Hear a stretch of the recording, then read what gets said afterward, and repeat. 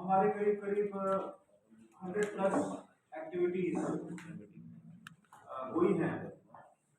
और इस वर्ष जो हमें लक्ष्य दिया गया है उसमें भी हम अभी तक लगभग 66% एक्टिविटीज अचीव कर पाए। हमारे पास अभी 5 महीने और हैं, तो कुछ नई एक्टिविटीज भी हमारे पास उसमें आने वाली है, जिसमें मैं उम्मीद करता हूँ कि स्किल डेवलपमेंट का एक बहुत बड़ा काम हमारे पास आने वाला है। उसमें आप सबका सहयोग भी चाहिए होगा। इसके अलावा बोर्ड बहुत सारे एमओयूज कर चुका है, जिसमें इंदिरा गांधी ओपन यूनिवर्सिटी के साथ है, नेशनल लेवल इंस्टीट्यूट के साथ कुछ एमओयूज होने वाले हैं, ट्रेनिंग को रिलेटेड, कैपेसिटी बिल्डिंग को रिलेटेड। ये जितने भी एस्पेक्ट्स हैं, चाहे वो ऑफिसर्स के लिए हो या स्टाफ के लिए हो या हमारे क्लाइंट जो भी मेजर वर्कर्स रहते हैं उनके लिए हो, तो इन सब विषयों को लेके हाँ, संस्था होती है। संस्था में हर एक संस्था में संस्थागत कुछ ना कुछ समस्याएं होती हैं, विकार होते हैं। हमारे पास भी ऑफिसर्स की अवेलेबिलिटी कम है, लेकिन बावजूद इसके जो कार्य जिस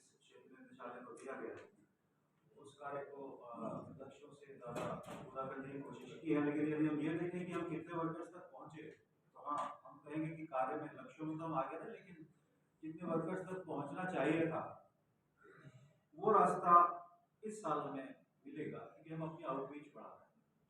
आउटरीच बढ़ाने की वजह से हमें कम्युनिटी को मोबिलाइज करना पड़ेगा। तो हम एक नई स्ट्रेटेजी को लेकर चल रहे हैं, जिसमें हमारे जितने भी स्टेक होल्डर्स हैं उनके पास जो कम्युनिटी है उसको मोबिलाइज करके हम ज़्यादा से ज़्यादा पहुंच सकें। कोशिश ये है कि गवर्नमेंट की जितनी भी नई स्कीम्स आती हैं, जैसे फॉर एग्जांपल ई श्रम कार्ड है या प्रधानमंत्री श्रम योगी मानधन योजना है या बीमा योजना है, प्रधानमंत्री इनिशिएटिव से पहले कम से कम उसकी अवेयरनेस करें। और इस बार हम अवेयरनेस से भी बढ़ गए। मुझे बड़ी खुशी है कि हमें जो लक्ष्य पीएमसी रजिस्ट्रेशन का कार्य दिया गया था, हमने उस लक्ष्य से भी अधिक उपलब्धि की है।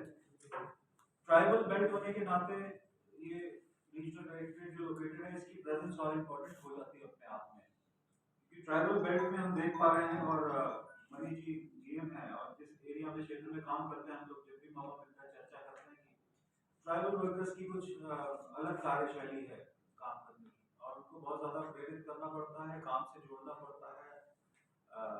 गैर गैर जरूरी गैर हाजिरी बहुत ज़्यादा रहती है, तो उन तक भी हम पहुंचने की कोशिश कर रहे हैं। मनी जी के साथ हमने ऋषभ देव जैसी जगह में और सुदूर गांव में भी क्वालिटी ऑफ लाइफ के कुछ प्रोग्राम किए, जिसमें एक बड़ा अनूठे प्रोग्राम रहता ये है कि उसमें हस्बैंड वाइफ वर्कर और उसकी वाइफ भी साथ में आते हैं, और उन दोनों को अवेयरनेस जनरेशन के साथ साथ कैसे हैप्पी फैमिली रहे, happy family means happy worker, उनको इन बातों पर चर्चा की जाती है। मेरे से ज़्यादा मणि जी उसको शेयर करेंगे, और इससे इंडस्ट्री को भी फायदा रहता है और वर्कर भी स्टेबल रहता है। और उसकी जितनी भी चीज़ें हैं, चाहे ये शराब की बड़ी समस्या है, गुटखे की समस्या है, ये समस्याएं टिपिकली इस बेल्ट में काफ़ी हैं, तो उसको दूर करने की हम कोशिश करते हैं। लोग संकल्प लेते हैं। ये अपने आप में एक बड़ी अनूठी शिक्षा है, श्रमिक शिक्षा, जो ना तो अडल्ट एजुकेशन है और जो ना इनफॉर्मल एजुकेशन है। ये बहुत ही यूनिक एजुकेशन है, जिसमें जो क्लाइंटेल हमारा है उसके प्रोफाइल को देखें तो हेट्रोजेनिटी या डाइवर्सिटी बहुत रहती है। स्कूल कॉलेज यूनिवर्सिटी की तरह में ऐसे लोग नहीं मिलते जो 12 पास है, 12 पढ़ लिया और फर्स्ट ईयर जाएंगे, फर्स्ट ईयर कहीं सेकेंड ईयर जाएंगे। तो ये हेट्रोजेनिटी और प्रोफाइल अपने आप में बहुत चैलेंजिंग होती है, and for that we need to stoop down to the level of the worker, get into his mind, और उसको उसकी भाषा में जाके बात कर सके। ये बहुत यूनिक इस वर्कर्स एजुकेशन प्लेटफॉर्म के साथ रहा है। गवर्नमेंट ऑफ इंडिया के जितने भी इनिशिएटिव्स हैं हम फॉलो करते हैं, जितनी भी आगे की संकल्प रहेंगी, जितनी भी फ्लैगशिप स्कीम्स होगी गवर्नमेंट ऑफ इंडिया की, उसके साथ we should shoulder the responsibility of government of India. जिस मायने में हमें जो काम दिया जाएगा हम करेंगे, ये क्षेत्र इंशाल्लाह करें। लेकिन शून्य में काम नहीं हो सकता, लोगों से कट के काम नहीं हो सकता। हमें नेटवर्किंग चाहिए, हमें पार्टनरशिप चाहिए, हमें आप लोगों की हेल्प चाहिए, हमारा अपनी सपोर्ट चाहिए, हर मायने में सपोर्ट चाहिए जिसमें आप कर सकें। इसी क्रम में आज कमेटी मेंबर्स के साथ साथ हमने हमारे स्टेक होल्डर्स को भी बुलाया है कि हम ये कोशिश कर सकें, और एजेंडा में जितने भी सुझाव हैं वो हमारे क्लाइंटल को लेके जो आप लोग देंगे, हम उसको जो आप सजेस्ट करेंगे उसको जहाँ तक संभव होगा हम फॉलो करने की कोशिश करेंगे।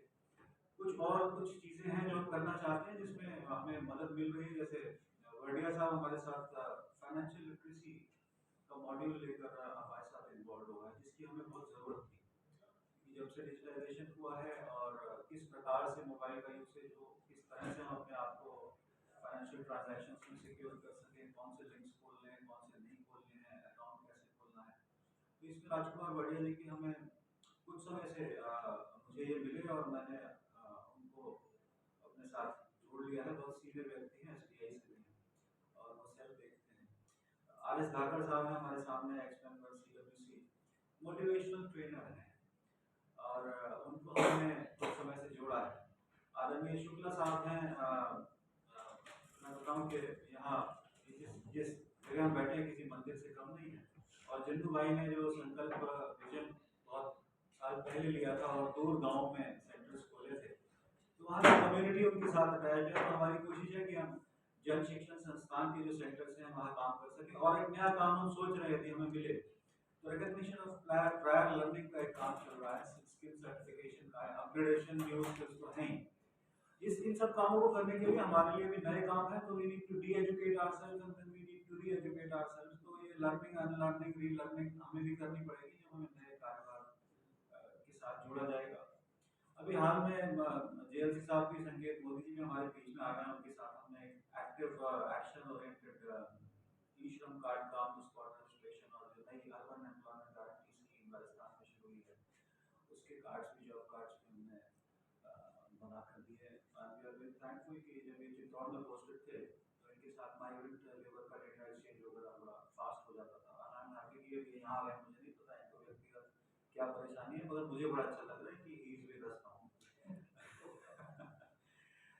and he has worked with our collector also, who is right here today at Udaipur. मैं मैडम को से बातचीत मेरी हुई तो मैंने कहा मैम आप आएंगे, तो कहने लगी पता नहीं हम लोग ट्रांसफर बड़ी जल्दी जल्दी होते हैं, आप तो मुझे 2 महीने पहले कह रहे हैं कृपया करके थोड़ा समय बात करिएगा, पता नहीं मैं रहूँगी कि नहीं रहूँगी।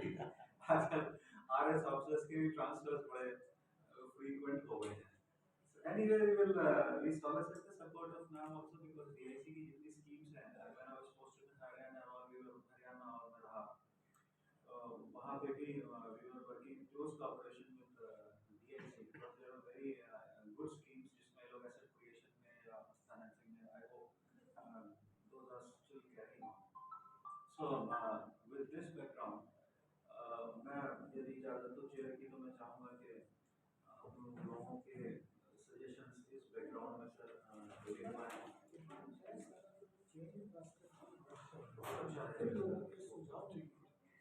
तो ये जी, ये एक और बहुत अच्छी बात है कि क्योंकि हमारे साथ एक नेशनल फिगर है और मैं चाहूँगा कि वो उनका विजन ही लेकर हम चल रहे हैं। और उन्होंने विजन अभी पिछले 15-16 सितंबर में दिल्ली में ऑल इंडिया कॉन्फ्रेंस करके वो एक्सप्लेन भी किया था। मैं चाहूँगा कि उनका विजन हम लोग ले लें और ये बहुत अच्छी बात है, सौभाग्य है कि उसके बाद यदि उस विजन की लाइफ में हम लोग अपने अपने सजेशंस दे पाएँ तो बहुत अच्छा रहेगा। यहीं से बात करें।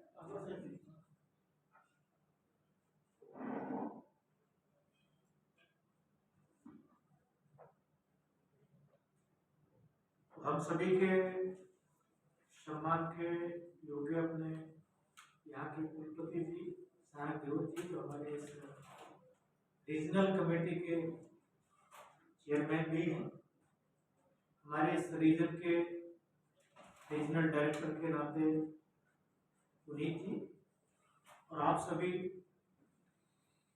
हमारे जो क्षेत्रीय सलाहकार समिति के सम्मानीय सदस्य और हमारे जो स्टेक होल्डर्स हैं, मुझे बहुत खुशी है आज आप सभी के साथ मिलकर के बात कर पाने का। मैं भी लगभग देश के हमारे जो ये 50 सेंटर्स हैं, रीजन्स हैं, सब जगह जा रहा हूँ और हमारे जो रीजनल कमेटी के लोग हैं उन सब से मिलना, चर्चा करना। उद्देश्य क्या है? जैसे आपको पुनीत जी ने बताया कि central board of worker education लगभग 64 साल पहले इसकी स्थापना हुई और इसकी बैकग्राउंड में अगर हम सब लोग जाएं तो उन दिनों यूएन ने भी एक कम्युनिटी डेवलपमेंट का एजेंडा लिया।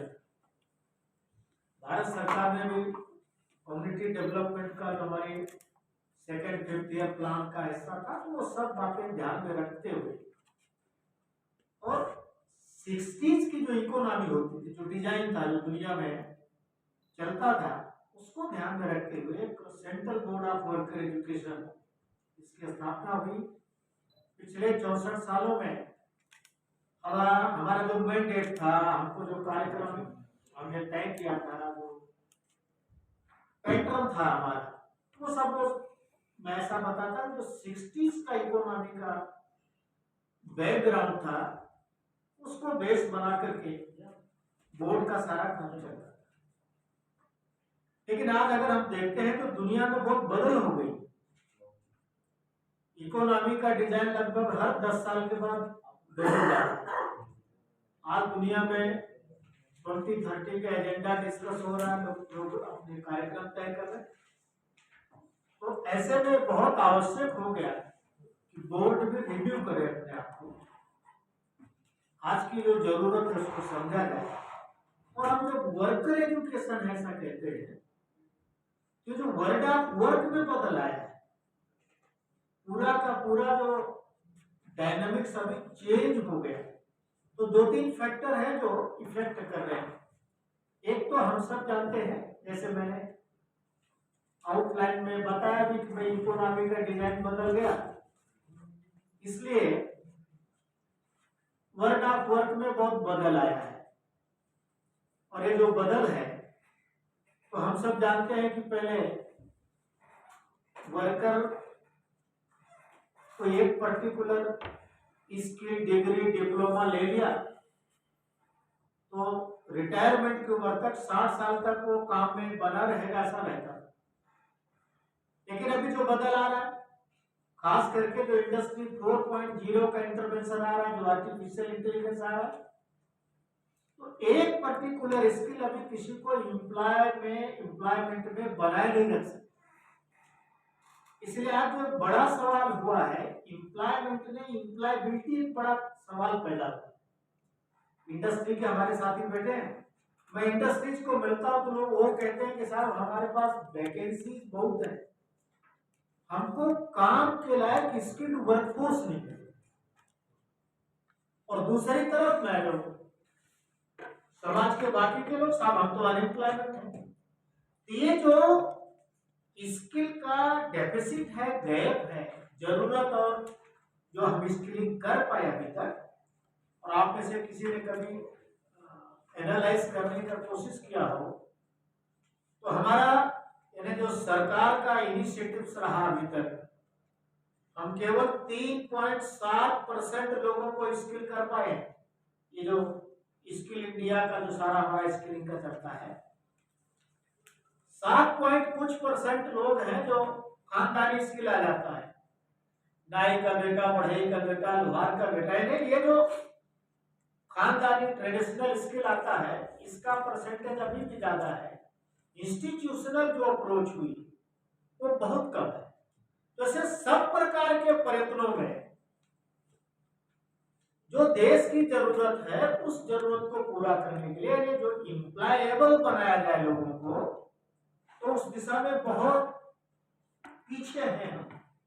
इसीलिए अनएम्प्लॉयमेंट भी है, और जो जैसी जरूरत है वैसे लोग भी नहीं मिलते। अभी जो इंडस्ट्री 4 जिसका मैं जिक्र कर रहा हूं, हमारे इंडस्ट्री के साथियों को इसके बारे में अच्छा समझ है।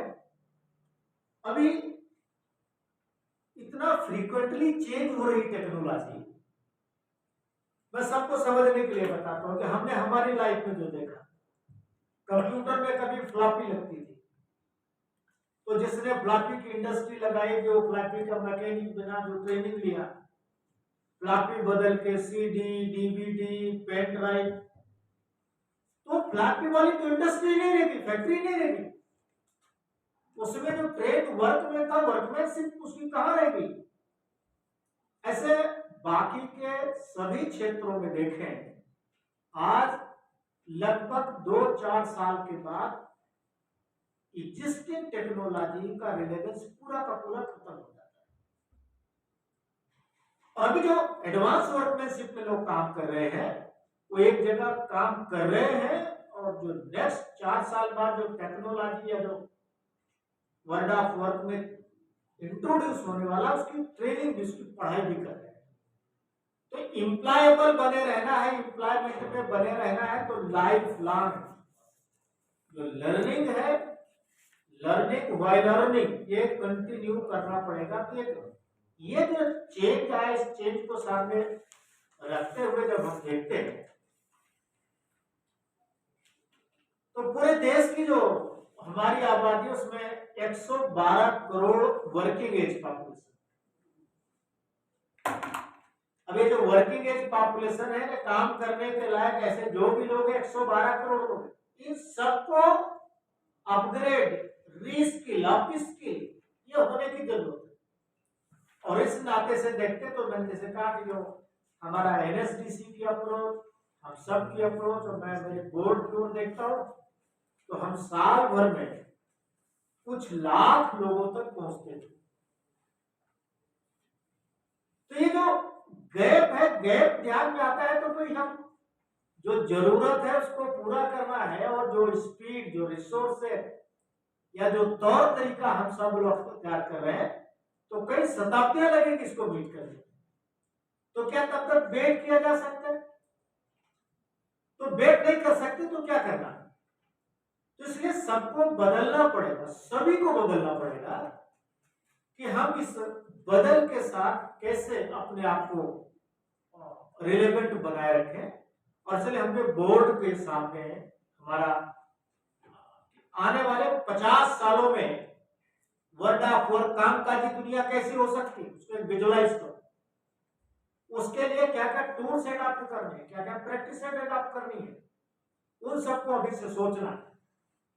तो हमने भी बोर्ड ने वो सारा नया रोड मैप अडॉप्ट किया कि आने वाले 50 सालों में कामकाजी दुनिया कैसी हो सकती है, उसकी तैयारी के लिए, क्योंकि हम हमारे साथ वर्कर एजुकेशन जुड़ा है, तो इसलिए उनकी उन जरूरतों को पूरा करने के लिए देखना।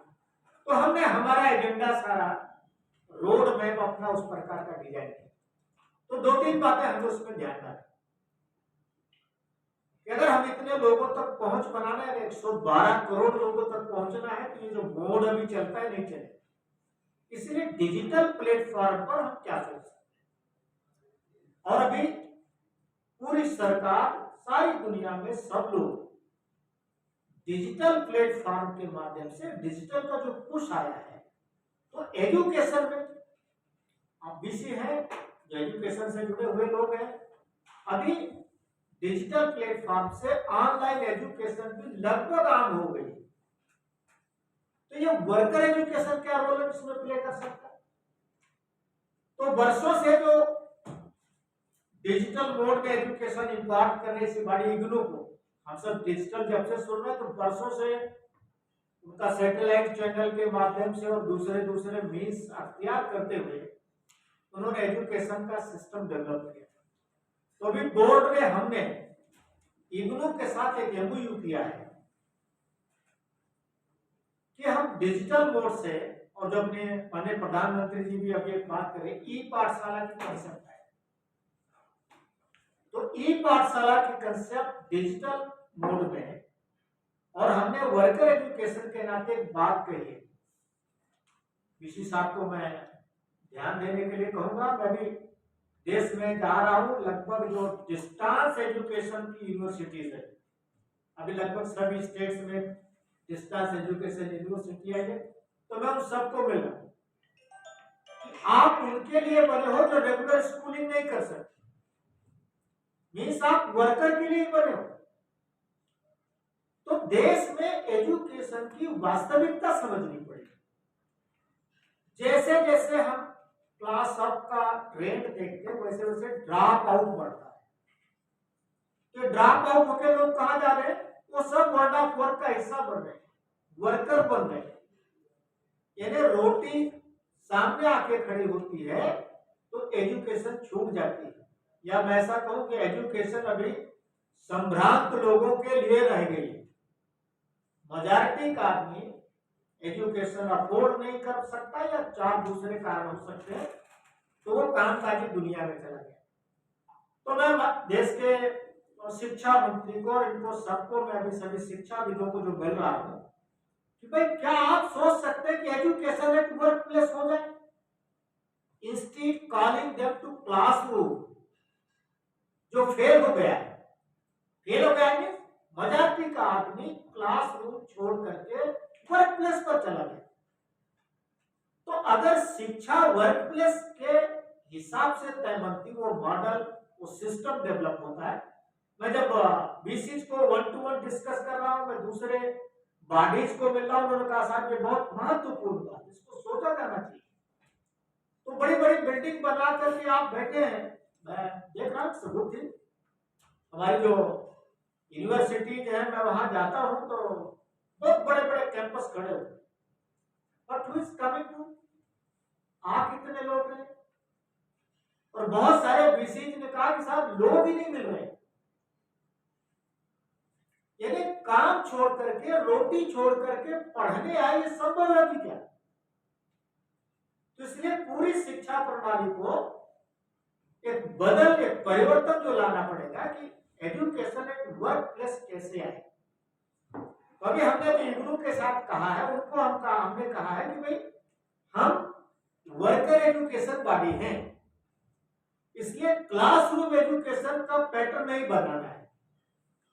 तो उन्होंने अभी हमारे लिए जो कार्यक्रम डिजाइन कर रहे हैं, डिजिटल प्लेटफॉर्म पर जो कार्यक्रम बन रहे हैं, वो छोटे छोटे ऑडियो, छोटे छोटे वीडियो, और ये वर्कर वर्क प्लेस पर कैसे, और कोई डिग्री अवार्ड करना है, कोई डिप्लोमा अवार्ड करना है, तो जो अभी पद्धति है, ये बड़े बड़े राइटअप लिखना, उसमें बड़े बड़े एसे लिखना, बड़ा बड़ा आंसर लिखना, इसका काम काजी शिक्षा से कितना मतलब है? ये जो परीक्षा की पद्धति है, जो उसको इवेल्युएट करने का सिस्टम है, ये भी थोड़ा बदलना पड़ेगा अभी आपको। जैसे मैं एजुकेशनल इंस्टीट्यूट के साथ की देश की व्यवस्था जो चलाते हैं, जिसको मैंने कहा 112 करोड़ लोग वर्ल्ड ऑफ वर्क में है, भारत में जो वर्किंग एज में, उनको सक्षम बनाना है तो शिक्षा देनी पड़ेगी। शिक्षा उनको देनी है तो अभी की जो शिक्षा प्रणाली है, इसमें बदल करना पड़ेगा। तो एक ये बड़ा आयाम की शिक्षा की पद्धति में कैसे बदल आए और शिक्षा वर्क प्लेस पर कैसे जाए, ऐसे मैं जो डिफरेंट यूनिवर्सिटीज के साथ मिलकर बात कर रहा हूं, वो करना डिजिटल प्लेटफॉर्म से सब तक ज्यादा है, हर किसी के मोबाइल में वर्कर अपने समय के अनुसार, पीछे हम हमारे बोर्ड में कल हमको बता रहे थे, पहले हम कार्यक्रम करते, वर्कर को बुलाते थे, उनको हम कुछ पैसा देते थे, चालू भाषा में गए तो उस दिन की दिहाड़ी मिल जाती। अब वो दिहाड़ी वाला काम काट तो कैसे चले गए? तो मुझे सारे देश में हमारे ऑफिसर्स बता रहे कि साहब वो कैसे करेंगे अभी, और हमने इसको लगभग बंद किया। यानी वास्तविकता तो यही कि उसकी अगर उस दिन की दिहाड़ी नहीं मिली तो आपसे क्यों सीखने आएगा? तो इसलिए सिखाने का तरीका हम कैसे बदल सकते हैं कि उसे वर्क प्लेस से हटाए बगैर, अगेन जो दूसरा मैसेज हमारा है, ट्रेनिंग एट वर्क प्लेस, ये पहले से भी चले, लेकिन मैं जो इस पर जो थ्रस्ट दे रहा हूं, तो मैं जिस कैटेगरी, जिस वर्ग के, तो भारत को अगर समझना है तो 93% इनफॉर्मल इकोनॉमी, अनऑर्गेनाइज सेक्टर है जिसको बोलते हैं, यानी जो वेज स्ट्रक्चर के जॉब प्रोफाइल में नहीं आते, यानी किसी इंडस्ट्री में काम कर रहे हैं ऐसे कम लोग हैं। और हमारे देश की इकोनॉमी इन सबसे चलती है, तो इनका एक दूसरा प्रोफाइल क्या है, इनको सबको कहा जाता है India is country of unskilled workers. अब हम इस बात को भी एनालाइज करें तो वास्तव में लोग अनस्किल्ड है क्या? हर किसी को किसी न किसी काम की जानकारी है, मास्टरी है उसकी, लेकिन हम उनको अनस्किल्ड बताते हैं। तो मैंने फिर से शिक्षा विभाग को कहा कि अक्षर ज्ञान और दक्षता, अक्षर ज्ञान के बिना दक्षता का मूल्यांकन क्यों नहीं हो सकता? अभी हम देश की कोई बाजार नहीं है ऐसी जहां जाएं और खास करके वहां जो गैराज वाले, मोटर मैकेनिक वाले, स्कूटर मैकेनिक वाले काम करते, सब अनपढ़ लोग, लेकिन टॉप क्लास के मैकेनिक। लेकिन हम उनको रिकॉग्नाइज नहीं करते। हम उसको पहले पूछते हैं एबीसीडी काका काका का दर्जा क्या तुम्हारा, पहले उसमें ट्रांसलेट करेंगे, फिर उसको इवेल्युएट करेंगे। जैसे ही किसी अच्छे मैकेनिक को पूछो यार काम बहुत करिएगा तो पढ़े कितने हो, उसका बेचारे का सारा ग्रेस डाउन होगा। काम अच्छा करता उसका मूल्यांकन नहीं, पढ़े कितने हो इसका मूल्यांकन। तो इसलिए मैं 5-7 साल पहले इंटरनेशनल लेबर ऑर्गेनाइजेशन ने ऐसे ही जो हम सबको फैक्ट्री की सब जानकारी मिल जाता है स्किल, उसके बारे में कमेटी बनी थी। तो 7-8 लोग थे सारी दुनिया से वर्कमैन को मैं अकेले रिप्रेजेंट करता। तो वहां जो कमेटी बनी थी उस कमेटी में एक सज्जन थे नॉर्वे के जो रिपोर्ट बना रहे थे। तो मैं उनको लगभग हर क्लास हर पैरा पर मैं आपत्ति करता था कि ये तो नहीं है। तो लंच का टाइम आते आते तक वो एकदम भ्रष्ट हो गए, पटक दिया कि अब तुम ही करो इसको, मेरे से तो होता नहीं। तो मैंने कहा मैंने आपने जितनी मेहनत करी मैं उसके लिए आपको बहुत अप्रिशिएट करता हूं, लेकिन ये आप जो लिख रहे हो नॉर्वे इंडिया नहीं है, आपने इंडिया नहीं देखा। दुनिया के एक कोने में बैठ करके आप दुनिया का डिजाइन बनाना चाहते हो, संभव नहीं है। तो फिर जब मैंने उनको सारा बताया कि भारत हमारा, आप एक तो इनफॉर्मल वर्कर या इनफॉर्मल इकोनॉमिक, या आपकी जो डेफिनेशन है हमको लागू ही नहीं होती। India is born informal. 75 साल हो गया आपको आजाद होने के, और मैं जितने लेबर इकोनॉमिस्ट मिलते हैं, दूसरे लोग मिलते हैं, पीछे जो हमारे नीति आयोग के पीसी वाइस प्रेसिडेंट वो थे, उनके साथ क्या पनगड़िया साहब, सब लोग जबरदस्ती फॉर्मल इकोनॉमी में बदलने लगे। 75 सालों में कितने % फॉर्मल कर पाए? तो आप क्या बोलते हैं, प्रकृति के विरुद्ध सोच रहे। इंडिया को फॉर्मल इकोनॉमी में बदलना, तो जो आपकी डेफिनेशन है फॉर्मल इकोनॉमी को, उसको बदलना पड़ेगा। जबरदस्ती उसी में मत फिट करने की कोशिश करो। इंडिया डे वन से हम जिस प्रकार का, जिसको आज ये लोग बोलते हैं, वही इकोनॉमी करते हैं, और हम ये इनफॉर्मल है, ये हमारी फॉर्मल इकोनॉमी है। तो इसको समझना पड़ेगा, इसको ध्यान देना पड़ेगा, इस रियलिटी को समझ करके। और यहाँ के इन जो लोगों की ट्रेनिंग है, इसका मूल्यांकन, जिसको आरपीएल बोलते हैं, रिकॉग्निशन ऑफ प्रायर लर्निंग। तो अगर आज आरपीएल पर हम जोर देते हैं, तो भारत में एक भी आदमी ऐसा नहीं है, और अभी वीसी साहब को मालूम होगा जो नई एजुकेशन पॉलिसी आई है, उसमें जो वोकेशनल एजुकेशन में एनएसक्यूएफ का चैप्टर आया है, नेशनल स्किल क्वालिफिकेशन फ्रेमवर्क, तो उसका लेवल 1, 2, 3 लेवल तक बिना अक्षर ज्ञान वाला भी 3 लेवल तक कैटेगराइज किया जा सकता है, क्लासिफाई किया जा सकता है। और हम जबरदस्ती अभी सबको एबीसीडी काका काका नहीं आता तो अनपढ़ है और अनस्किल्ड है। ये जो परिवर्तन के साथ आरपीएल करने से हम हमारे देश की ये जो अनस्किल्ड वर्कमैनशिप है, इसका लेवल बदल सकते हैं। इससे 2 बातें होनी है। एक तो वर्कर्स को बिना कुछ दिए ग्रेस आती है, स्वाभिमान आता है, मैं जो काम करता हूं उस काम का प्रमाणीकरण, मैं ऐसा ही नहीं हूं। और प्रमाणीकरण के बाद जो सब्सक्राइबर या जो से सेवा लेता है, उसको भी एक अलग संतोष आता है। देखो अभी हम आप बीमार हो जाए, डॉक्टर के पास जाए, और उसके क्लिनिक के बाहर अगर बोर्ड लिखा है डॉक्टर सो MBBS MD लंदन ट्विटर, लंबी चौड़ी डिग्री लिखी, तो हमारा आधा व्यापार वैसे कर बहुत अच्छा है। और कोई कितना एक्सपीरियंस डॉक्टर हो, मैं उससे इलाज कराने के बाद ऐसे मन को लग रहा है तो है तो ऐसे ही। मैं उत्तर प्रदेश के जो राजर्षि टंडन विश्वविद्यालय है, मैं उनके VC के पास गया था, वो बता रहे थे कि साहब आप ठीक कह रहे हो, हमने एक कुत्ता पाला, तो हमारे हस्बैंड ने कहा कि इस कुत्ते को भी रहन सहन सिखाने वाला कोई आ जाए। तो आप तो जानते हैं डॉक्टर मैनरिंग सिखाने के लिए सब करता है। तो एक सज्जन आए तो बता रहे थे, हमारे हस्बैंड ने पूछा आपको आता है? उन्होंने कहा मैं 15-20 साल से अच्छा अच्छा, तेरी कहां से ट्रेनिंग हुई है? दूसरे बेचारे ने कहा सर मेरी तो कहीं से ट्रेनिंग नहीं हुई।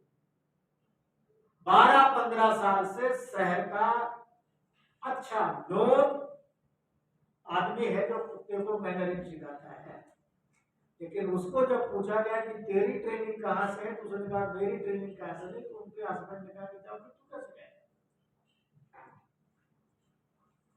अगर उसका RPL हो जाता है तो कह सकता था साहब मेरे पास सर्टिफिकेट है। तो इंडिविजुअल जो सेवा लेने वाला है उसको भी संतोष होता है कि मैं ऐसे किसी से नहीं, एक ट्रेंड आदमी से सर्विस दे रहा हूं, और उसको भी लगता है कि मैं ऐसे नहीं हूं, मेरे काम का एक प्रमाणीकरण हुआ है, इवेल्युएट किया गया है। और अभी जो नए कानून आ रहे उस कानून में इसके लेवल के हिसाब से बेच भी थे, तो उसका वेतन बढ़ता है, उसका स्वाभिमान बढ़ता है, और जो उपभोक्ता है सर्विस जो उससे ले रहा है उसको भी एक संतोष आता है। इसलिए RPL तो बोर्ड ने जो दूसरा एक मेन थ्रस्ट लिया है, हम RPL पर बढ़ेंगे,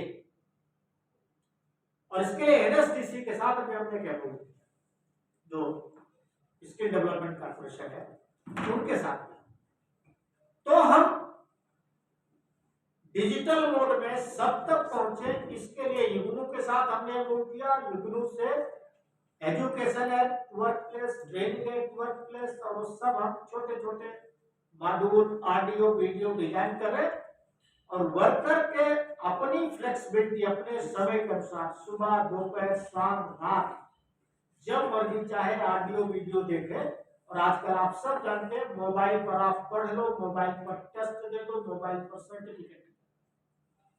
तो इस प्रकार की पद्धति NSDC इग्नू बाकी के शिक्षण संस्थानों के साथ हम मिल करके तय कर रहे हैं कि वर्कर को काम से कहीं अलग ट्रेनिंग के लिए बुलाए बगैर वहीं पर उसको अप स्किल करते रहे, अपनी सुविधा के अनुसार वो सीखता रहे। तो इस दिशा में और NSDC के साथ हमने काम किया है। दूसरे विषय आप सब जानते हैं इंडस्ट्री के, जैसे मैंने पहले जिक्र किया कि जो ट्रेंड स्किल ऐसे लोग नहीं है, आज दुनिया में भी बहुत सारी कंट्रीज स्किल्ड वर्कमैनशिप नहीं है, इसके कारण सफर कर रहे, दिक्कत में है। भारत में बहुत दिनों से बात चलती है वर्कर्स मोबिलिटी, हमारे प्रधानमंत्री जी भी बहुत उस पर जोर देते थे। पीछे हम कितने साल से सुनते रहे कि बिजनेस में, इकोनॉमी में जिसके पास जो हो वो उसको इन्वेस्ट करे। इंडिया के पास मैन पावर है, दुनिया को जरूरत है तो मैन पावर इन्वेस्ट करेंगे। तो मैन पावर इन्वेस्ट करेंगे तो उसके लायक मैन पावर को बनाना। हम हमारे देश की स्किल जो डेफिसिट उसको नहीं पूरा करते तो उसके लेवल, तो इसलिए पूरी दुनिया में भारत की वर्कमैनशिप ये क्या है। तो दुनिया में किस प्रकार की स्किल की रिक्वायरमेंट है, इसको लेकर के हमने इंटरनेशनल लेबर ऑर्गेनाइजेशन ILO के साथ उनका जो ट्रेनिंग सेंटर ट्यूरिन में है इटली में, कि दुनिया में किस प्रकार की एडवांसमेंट आ रही है, कैसी ट्रेनिंग। तो अभी ILO के साथ हमने जो समझौता किया है कि विश्व स्तर की जरूरत के मुताबिक जो ट्रेनिंग देने के लिए तो ट्रेनर हम वहां से ट्रेनर को ट्रेनिंग, हमारे ऑफिसर्स और बहुत सारे लोग, यानी देश में ट्रेनर की भी आर्मी खड़ी है। तो कुल मिलाकर के डिजिटल मोड पर ट्रेनिंग और ट्रेनिंग देने वाले से सब लोगों की एक बड़ी संख्या, एक बड़ी आर्मी देश में खड़ी हो जाए और उस स्तर की ट्रेनिंग जिस स्तर का जरूरत है। तो कुल मिलाकर के बोर्ड ने देश और दुनिया में, कामकाजी दुनिया में किस प्रकार की बदल जरूरत पैदा होती है उसको एक विजुअलाइज करते हुए उस प्रकार का एक रोड मैप कर दिया। वर्ल्ड स्टैंडर्ड की टेक्नोलॉजी को हैंडल करने के लिए, उस लेवल की ट्रेनिंग के लिए हम जो विश्व स्तर के ट्रेनिंग सेंटर्स हैं वहां से हमारे लोगों को ट्रेनिंग दी जाए। हम अपने वर्कर्स को ट्रेन करेंगे, वर्क प्लेस से हटाए बगैर काम के स्थान पर इनको ट्रेनिंग और शिक्षा मिले। तो इस प्रकार का सारा सोचा है। अब इसमें जो बड़ा विषय आता है कि इस सब को पूरा करने के लिए जो रिसोर्सेज चाहिए, जो इंफ्रास्ट्रक्चर चाहिए, वो सब लोग काम कर रहे हैं। तो आज मैं जिन जिन को मिल रहा हूं सबको एक बात महसूस हो रही है कि भाई ये जो आइसोलेशन में सब लोग कोशिश कर रहे हैं। मैं सारे देश में जा रहा हूं, जैसे यहाँ स्टेट गवर्नमेंट के रिप्रेजेंटेटिव बैठे हैं, इंडस्ट्री के रिप्रेजेंटेटिव बैठे हैं, तो सब लोग बताते हैं साहब हम ये कर रहे हैं, हम ये कर रहे हैं, हम ये कर रहे हैं, लेकिन हर कोई आइसोलेशन में कर रहा है। तो क्या हम सब लोग, हमारे सारे एफर्ट सिंक हो सकते हैं? क्या इंफ्रास्ट्रक्चर शेयर किया जा सकता है?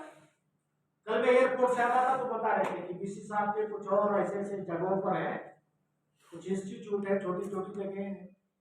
मुझे बहुत कनेक्ट हुआ क्योंकि मैं सब जगह, अभी मैं जब रीजन्स में जा रहा, जैसे आपके पास आया हूं, तो मैं वहां ये जो हमारे स्टेक होल्डर जो आरएससी के लोग बैठे हैं उन सबको एक निवेदन किए विषय ध्यान में लाने के लिए कि आरएससी जो हमारी है, जो हमारा Dattopant Thengadi national board of worker education, ये ट्राइपार्टाइट बॉडी है।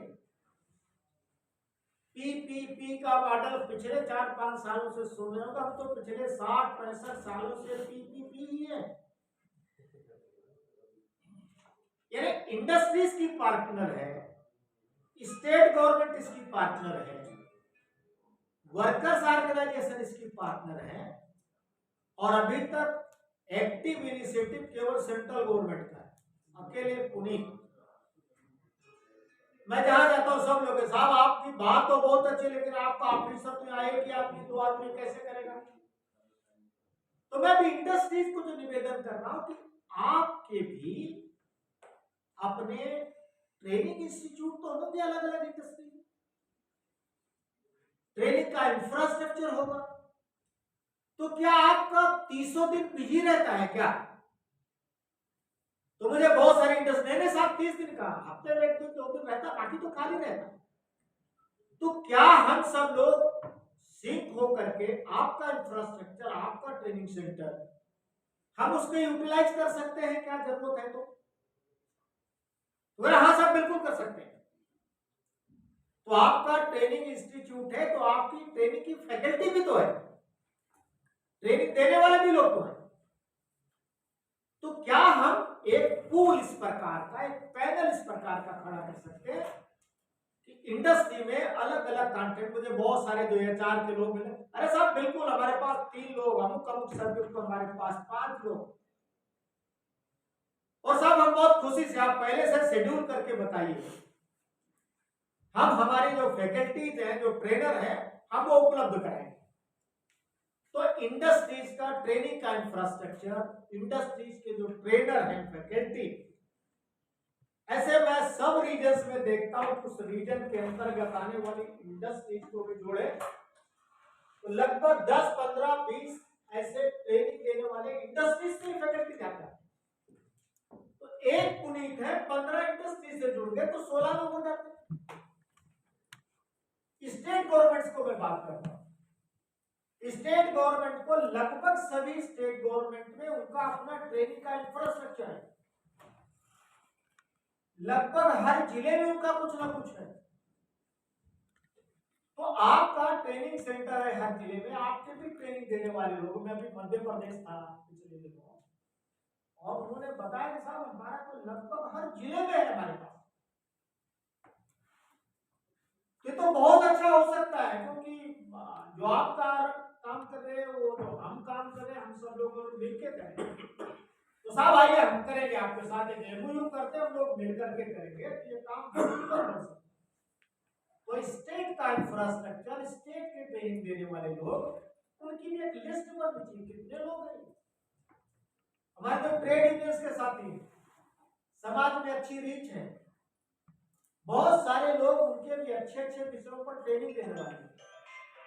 तो आज मैं आपको निवेदन करने के लिए आया कि हम इस आरएसी, इस रीजन के ऐसे सब लोग, इस रीजन में जितने भी जिले आते हैं, कितने जिले आते हैं आपके? 14 डिस्ट्रिक्ट राजस्थान के इस रीजन में आते हैं। इन 14 डिस्ट्रिक्ट में काम करने वाली इंडस्ट्रीज, उनके जो ऐसे ट्रेनर्स हो सकते हैं, उनकी सूची बनाना। स्टेट गवर्नमेंट की तरफ से जो एफर्ट्स चलता है ट्रेनिंग का, उनके कौन लोग, उनकी सूची बनाना। ऐसे जो हमारे ट्रेड यूनियंस के साथ ही यूनिवर्सिटीज है, मुझे यूनिवर्सिटीज के भी लोग कह रहे हैं, उनके जो एमएसडब्ल्यू कोर्स वाले लोग हैं, एचआर का कर रहे लोग, मेरे साहब आप गवर्नमेंट बॉडी हो, हम हमारे लोगों को इंटर्न करने के लिए लीजिए ना, तो वो लेक्चर भी देगा, वो ट्रेनर के नाते भी काम करेगा। तो यूनिवर्सिटी के स्टूडेंट्स, इंडस्ट्री के, ट्रेड यूनियंस के, स्टेट गवर्नमेंट के, ऐसे जब हम सब लोगों को एक जगह रखते हैं, तो एक एक रीजन में 100 से ज्यादा ऐसे ट्रेनिंग देने वाली फैकल्टीज बन जाती है, उनके नाम आ जाते हैं। सैकड़ों इस प्रकार के ट्रेनिंग सेंटर हमको मिल जाते हैं। और फिर हमने जो दूसरी बात कही, मैं इंडस्ट्रीज को जो बात कह रहा हूं, और ये आप सब समझ सकते हैं, ये जितने भी हम बातें कर रहे हैं, अल्टीमेटली ये इंडस्ट्री के लिए है। वर्कमैन किसको चाहिए? तो इंडस्ट्री को चाहिए। और ये रीस्किलिंग, अपस्किलिंग की जो कोर्सेज आजकल ऑनलाइन चल रहे हैं, मैं इंडस्ट्रीज को मिल रहा हूं, ये जो बदल आ रही है, आप अपने यहाँ के लोगों को सबका आप स्किल करें, सबका कैसे करेंगे? तो हमारे टॉप के कुछ लोगों को तो हम रीस्किल करेंगे, आप स्किल करेंगे। जो शॉप फ्लोर वर्कर है, सबकी जिम्मेदारी इंडस्ट्री नहीं ले रही। और एक दूसरा जो डिजाइन है, बड़े पैमाने पर हमारे यहाँ एमएसएमईज हैं, अगेन वो अफोर्ड नहीं कर सकती। वर्कर अप स्किलिंग की कास्ट खुद अफोर्ड नहीं कर सकता। लेकिन ये सारे रिसोर्स अगर हम पूल करते हैं, तो बहुत थोड़ी सी कास्ट में सबके रिसोर्सेज को एक जगह करके लाते हैं, तो वर्कर्स भी अफोर्ड कर पाएगा, इंडस्ट्री भी अफोर्ड कर पाएगी, और हम देश की वर्कफोर्स को खड़ा कर पाएंगे। तो ये जो पूलिंग होनी है, ये इसलिए भी, इसकी जो कास्ट है, सब लोग मिलकर के सोचेंगे तो होता है।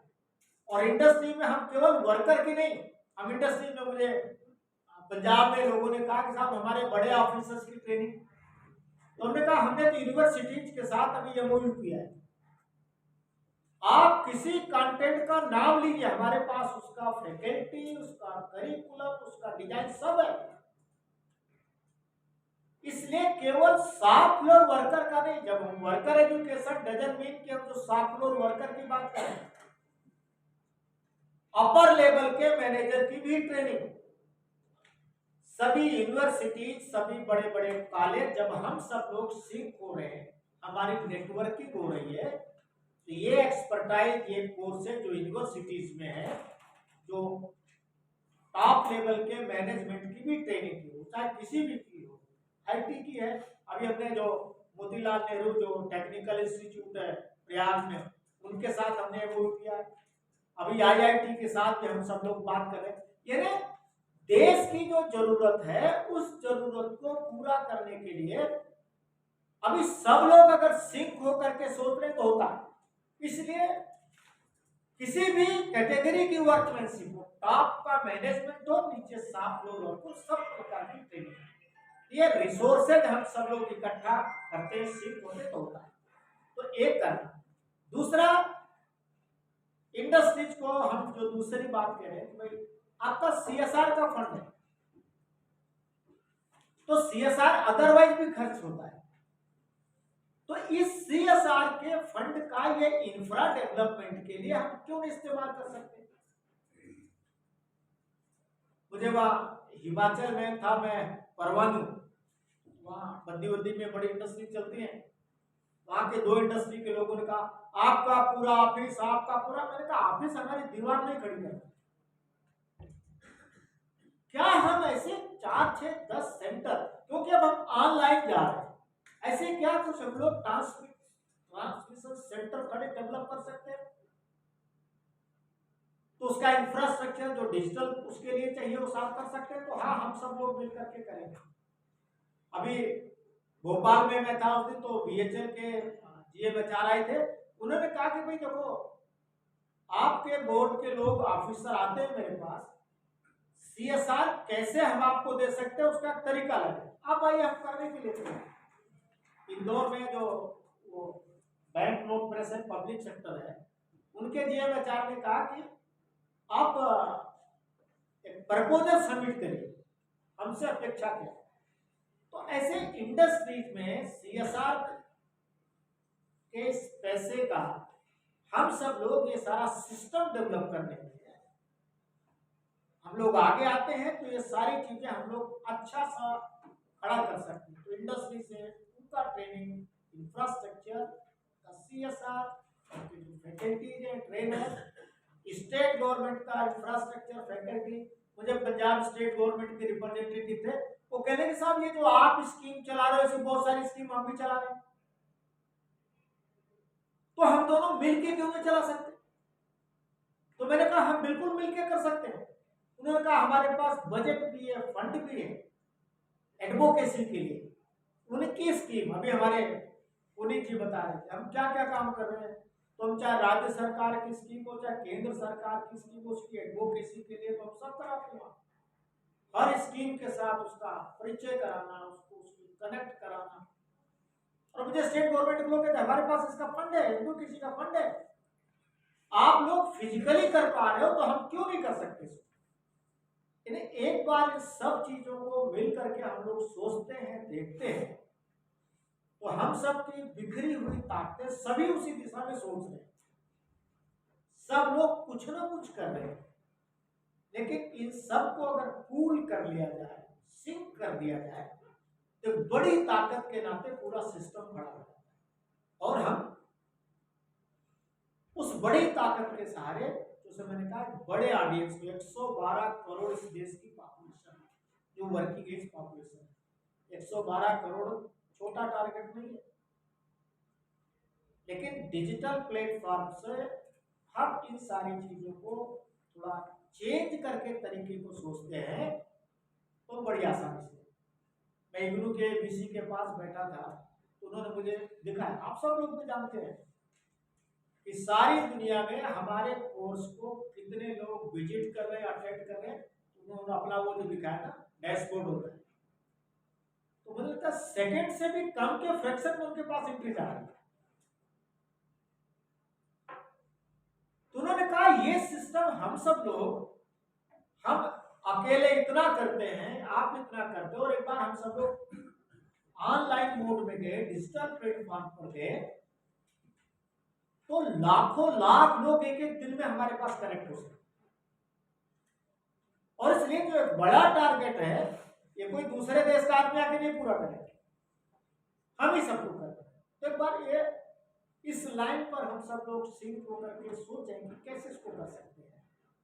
तो ये इस बड़े काम को सामूहिक हमारे सबके प्रयास से किया जा सकता है।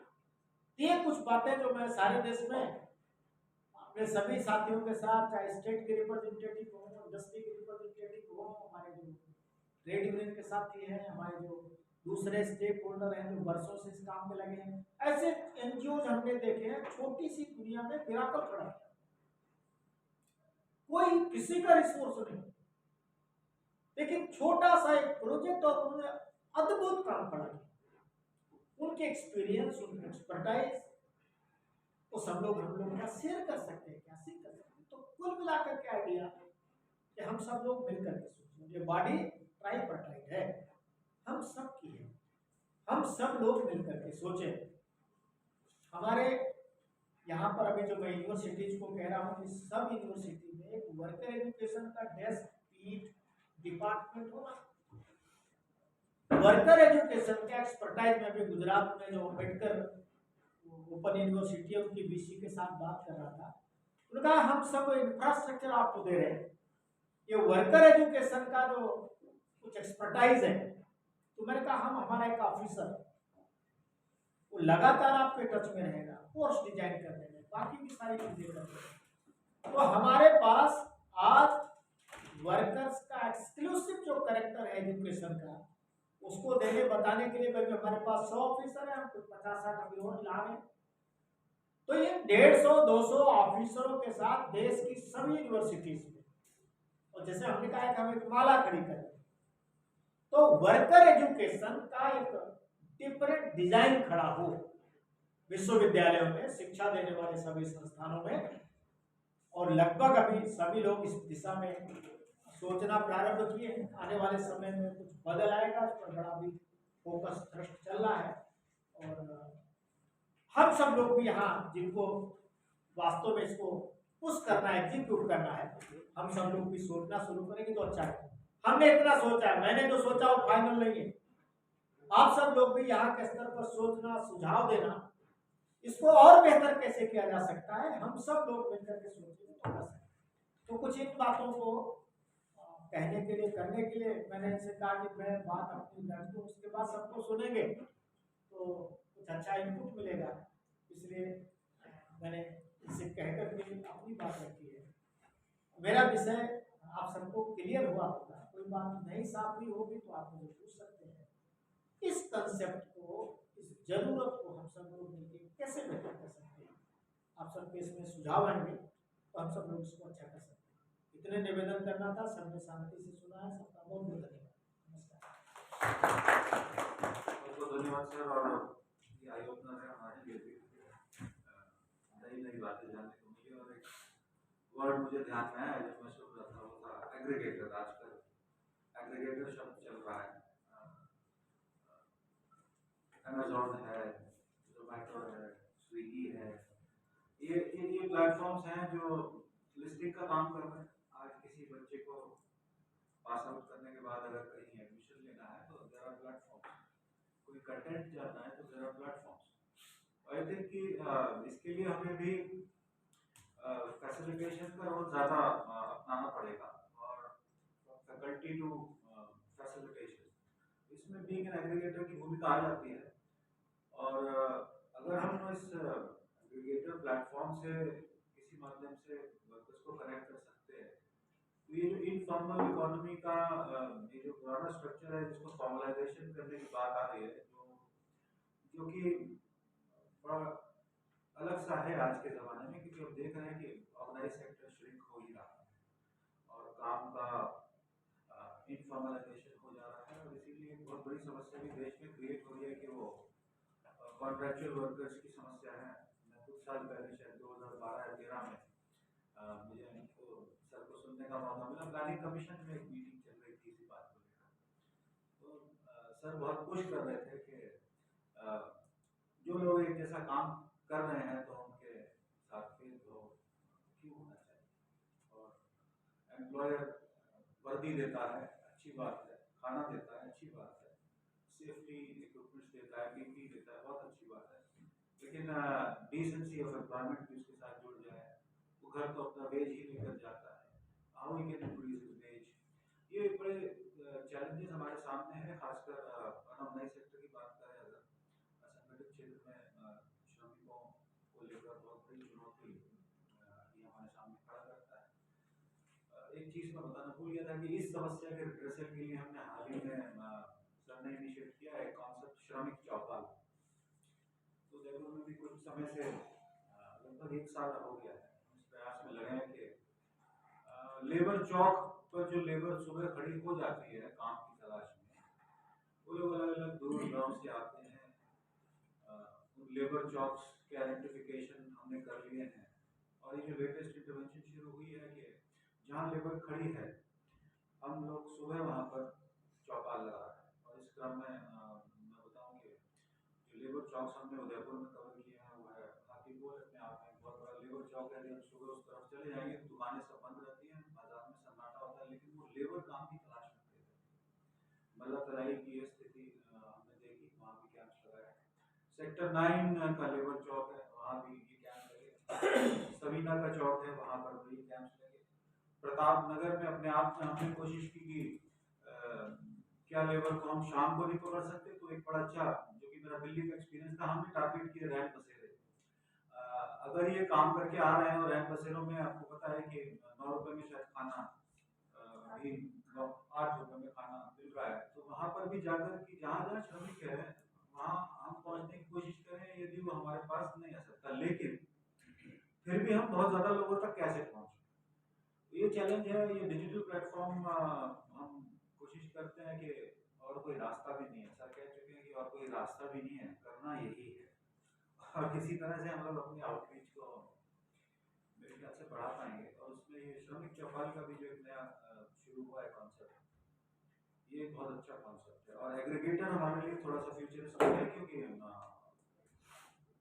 लेकिन फिर मोटिवेशन भी मिलता है कि जब छोटे छोटे प्राइवेट सेक्टर के लोग स्टार्टअप्स कर सकते हैं और ये स्विगी और जोमेटो जितने पॉपुलर हो सकते हैं, तो क्या अगर श्रमिक शिक्षा को लेकर हमको एग्रीगेटर का काम शुरू करें, तो वो कोशिशों से और सब लोगों की सहायता से क्या ये भी एक काम हम अच्छे से कर सकते हैं। एनीवे मैं बहुत ज़्यादा समय नहीं लूँगा, क्योंकि मुझे आप लोगों के और सर ने भी कहा है कि मैं आप लोगों के सुझाव, even frank brutal criticisms if you have for us,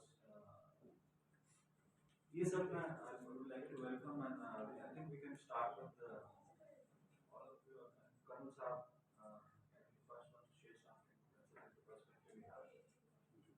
Rajesh साहब ने जो बात बोली थी स्किल डेवलपमेंट, अभी मतलब व्हाटएवर एक साल का जो मेरा तजुर्बा है, जो इंफ्रास्ट्रक्चर है यूसीसीआई के पास में, जो ट्रेनिंग है, सबसे बड़ा गैप इंडस्ट्रीज के साथ यही है कि लेबर नहीं या स्किल लेबर अवेलेबल नहीं। और दूसरी साइड से देखा जाए तो मैं ऋषभ के पास ही गाँव पड़ता से मैं 1.5 साल आफ्टर रिटायरमेंट माई फैमिली में रहे, वहाँ ये कि वहाँ उनके के काम तो ये जो एक गैप है। और अभी पिछले 1 साल से जो हमारा वोकेशनल ट्रेनिंग सेंटर वाला जो है, जिसमें उदयपुर थॉमस मंडल है, वहाँ पे as a executive chief executive officer सबसे बड़ी प्रॉब्लम हमारे साथ में ये है कि स्टूडेंट्स ना जो आप बोल रहे थे कि आप स्किल डेवलपमेंट क्लासेस एजुकेशन वो एम्प्लॉय जहाँ पे एम्प्लॉय उसी फ्लोर पर ले जाके करा जाए, या industrial bodies like Udaipur chamber of commerce जैसी ऑर्गेनाइजेशन है। ये 2 दिन पहले जब पूरी चीज से बात हुई उसका मैं रिप्रेजेंटेटिव अध्यक्ष संजय सिंह साहब से ये डिस्कस करा कि मेरे को इतना बोर्ड के इतना पहले ज्ञान नहीं था, तो जो कुछ मैंने पढ़ा उसके हिसाब से कि एक ऐसी बॉडी है कि अगर हम लोग आपस में मिलकर इस चीज़ पे काम कर सकें तो दोनों का ही इसमें, बल्कि तीनों को है, जो वर्कर्स का भी और इंडस्ट्रीज का भी होता है। तो सबसे बड़ी दिक्कत इंडस्ट्रीज के पास में लेबर की है, स्किल हो या अनस्किल लेबर हो, वो availability. That is one good initiative which we can take it forward, we can ensure. I think it's a very good session. और ये समस्या हम लोग देख रहे हैं कि उदयपुर में कुछ और इंस्टीट्यूशंस भी काम कर रहे हैं, although I don't think there are 2 representatives who were supposed to come from, one from Technology Development Center, which is supported by MSME, and they are imparting some courses. And secondly, I was expecting somebody from Apparel Training Design Center, which comes at the Ministry of Textiles. In 2 centre heads में मैं गया हूँ, और आई don't think Sachin Chittaura साहब भी आज नहीं आए हैं, अजीब का ब्यूरो से जोशी जी से तो भी उनका भी, तो यहाँ पर भी मैंने जो बात की, लगभग कोई कॉस्ट नहीं है लेने की, इनको भी स्टूडेंट्स मिलने मुश्किल होता है। मुझे लगता है कि यहाँ पे हमें भी अपना ना मॉडल चेंज करना पड़ेगा, जहाँ लोग हैं हमें वहाँ ले जाना पड़ेगा। मैं ये उम्मीद नहीं कर सकता कि मेरे पास लोग आ जाए, ये समस्या वही आ रही है। सबसे बड़ा वही है कि मतलब अब जैसे जोशी जी से नेक्स्ट वीक हमने उनका भी प्रोग्राम रखा हुआ है चैम्बर ऑफ कॉमर्स में, क्योंकि chamber of commerce and industry जो है वो ब्रिज है, bridge between academia, bridge between government agencies, bridge between schemes and all, दोनों का और इंडस्ट्री का वो मिलाप करके रखना। तो वो आप मतलब जो स्पेशली जैसे हमें डेवलपमेंट सेंटर जो जोशी वहाँ पे आप हैं जैसे, तो ये हम लोगों को बैठ के एक्चुअल में अपना एक कोई मतलब लॉन्ग टर्म उस तरह का बनना चाहिए जिससे ताकि सबको बेनिफिट। बाकी जितने भी government officers related to industries है वो सारे यहाँ पे राजमान है सब है, और इनसे हमारा रोज का स्पेशली डिस्ट्रिक्ट इंडस्ट्रियल सेंटर से इनसे तो रोज का ही हुआ है। तो ये एक ऐसी बॉडी मुझे मतलब पर्सनल जब फर्स्ट टाइम अटेंड करा तो वो देखने लगा एक है कि we can take it forward and we should take it forward, मतलब नहीं तो उसका कोई दोनों तरफ का कोई मकसद नहीं हो सकता।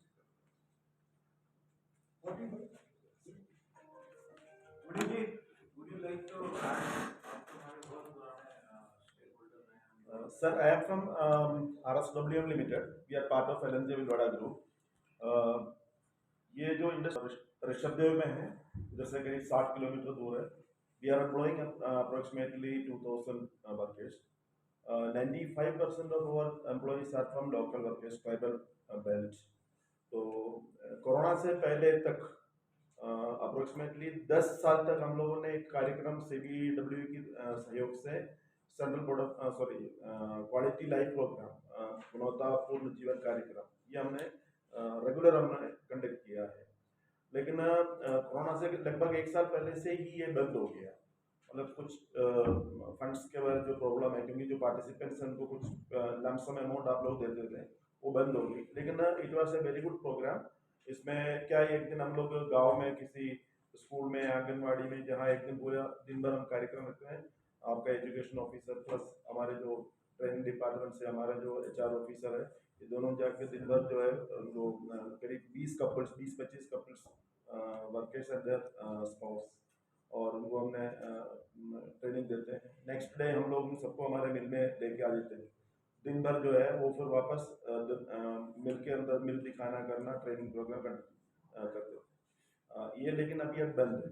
मेरा इच्छा है मतलब वापस ये स्टार्ट हो जाए। जी जी sir, I am from dairy industry. हमारे यहाँ पे जो ट्रेनिंग के सिस्टम है उसमें लोकल लेवल पे ना हो के जहाँ जहाँ स्पेशलाइज्ड ट्रेनिंग्स हैं वहाँ पे ट्रेनिंग सेंटर्स हैं। ट्रेनिंग सेंटर्स में पहले उनको जो भी अलग अलग कैटेगरी के, सपोज इंडस्ट्रियल ट्रेनिंग है, सपोज HR ट्रेनिंग है, सपोज फाइनेंशियल ट्रेनिंग है, तो उसमें पहले थ्योरेटिकल उनको लेक्चर या थ्योरेटिकल उनका एक्सप्लेन करके, और जो टेक्निकल ट्रेनिंग है वहाँ बिल्कुल मतलब इंस्ट्रूमेंट्स हुए, इक्विपमेंट्स हुए, जिससे उनकी स्किल में डेवलपमेंट हो जाता है और वो बेटर वर्क कर सकते हैं। सिमिलरली जो हमारे फील्ड में हैं फार्मर्स हैं, वहाँ पे शाम को जाके, क्योंकि फार्मर्स मॉर्निंग में इवनिंग में बिजी रहते हैं, शाम को वहाँ जाके उनको किस तरह से अपने एनिमल्स का है अपना सिस्टम का डेवलपमेंट कर सकते हैं, क्या क्या उनका फैसिलिटीज़ है, इस तरह से चौपाल टाइप करके ये भी हमारे यहाँ सिस्टम है। तो मैं भी सोचता हूँ कि ये बेस्ट तरीका है कि हम लोग नहीं आ सकते हैं और उनको वहाँ जाके हम जितना अपना मॉड्यूल को अपने सिस्टम को बेटर करके उनको हम करें तो पार्टिसिपेशन बेटर होगा और डेवलपमेंट भी रहेगा।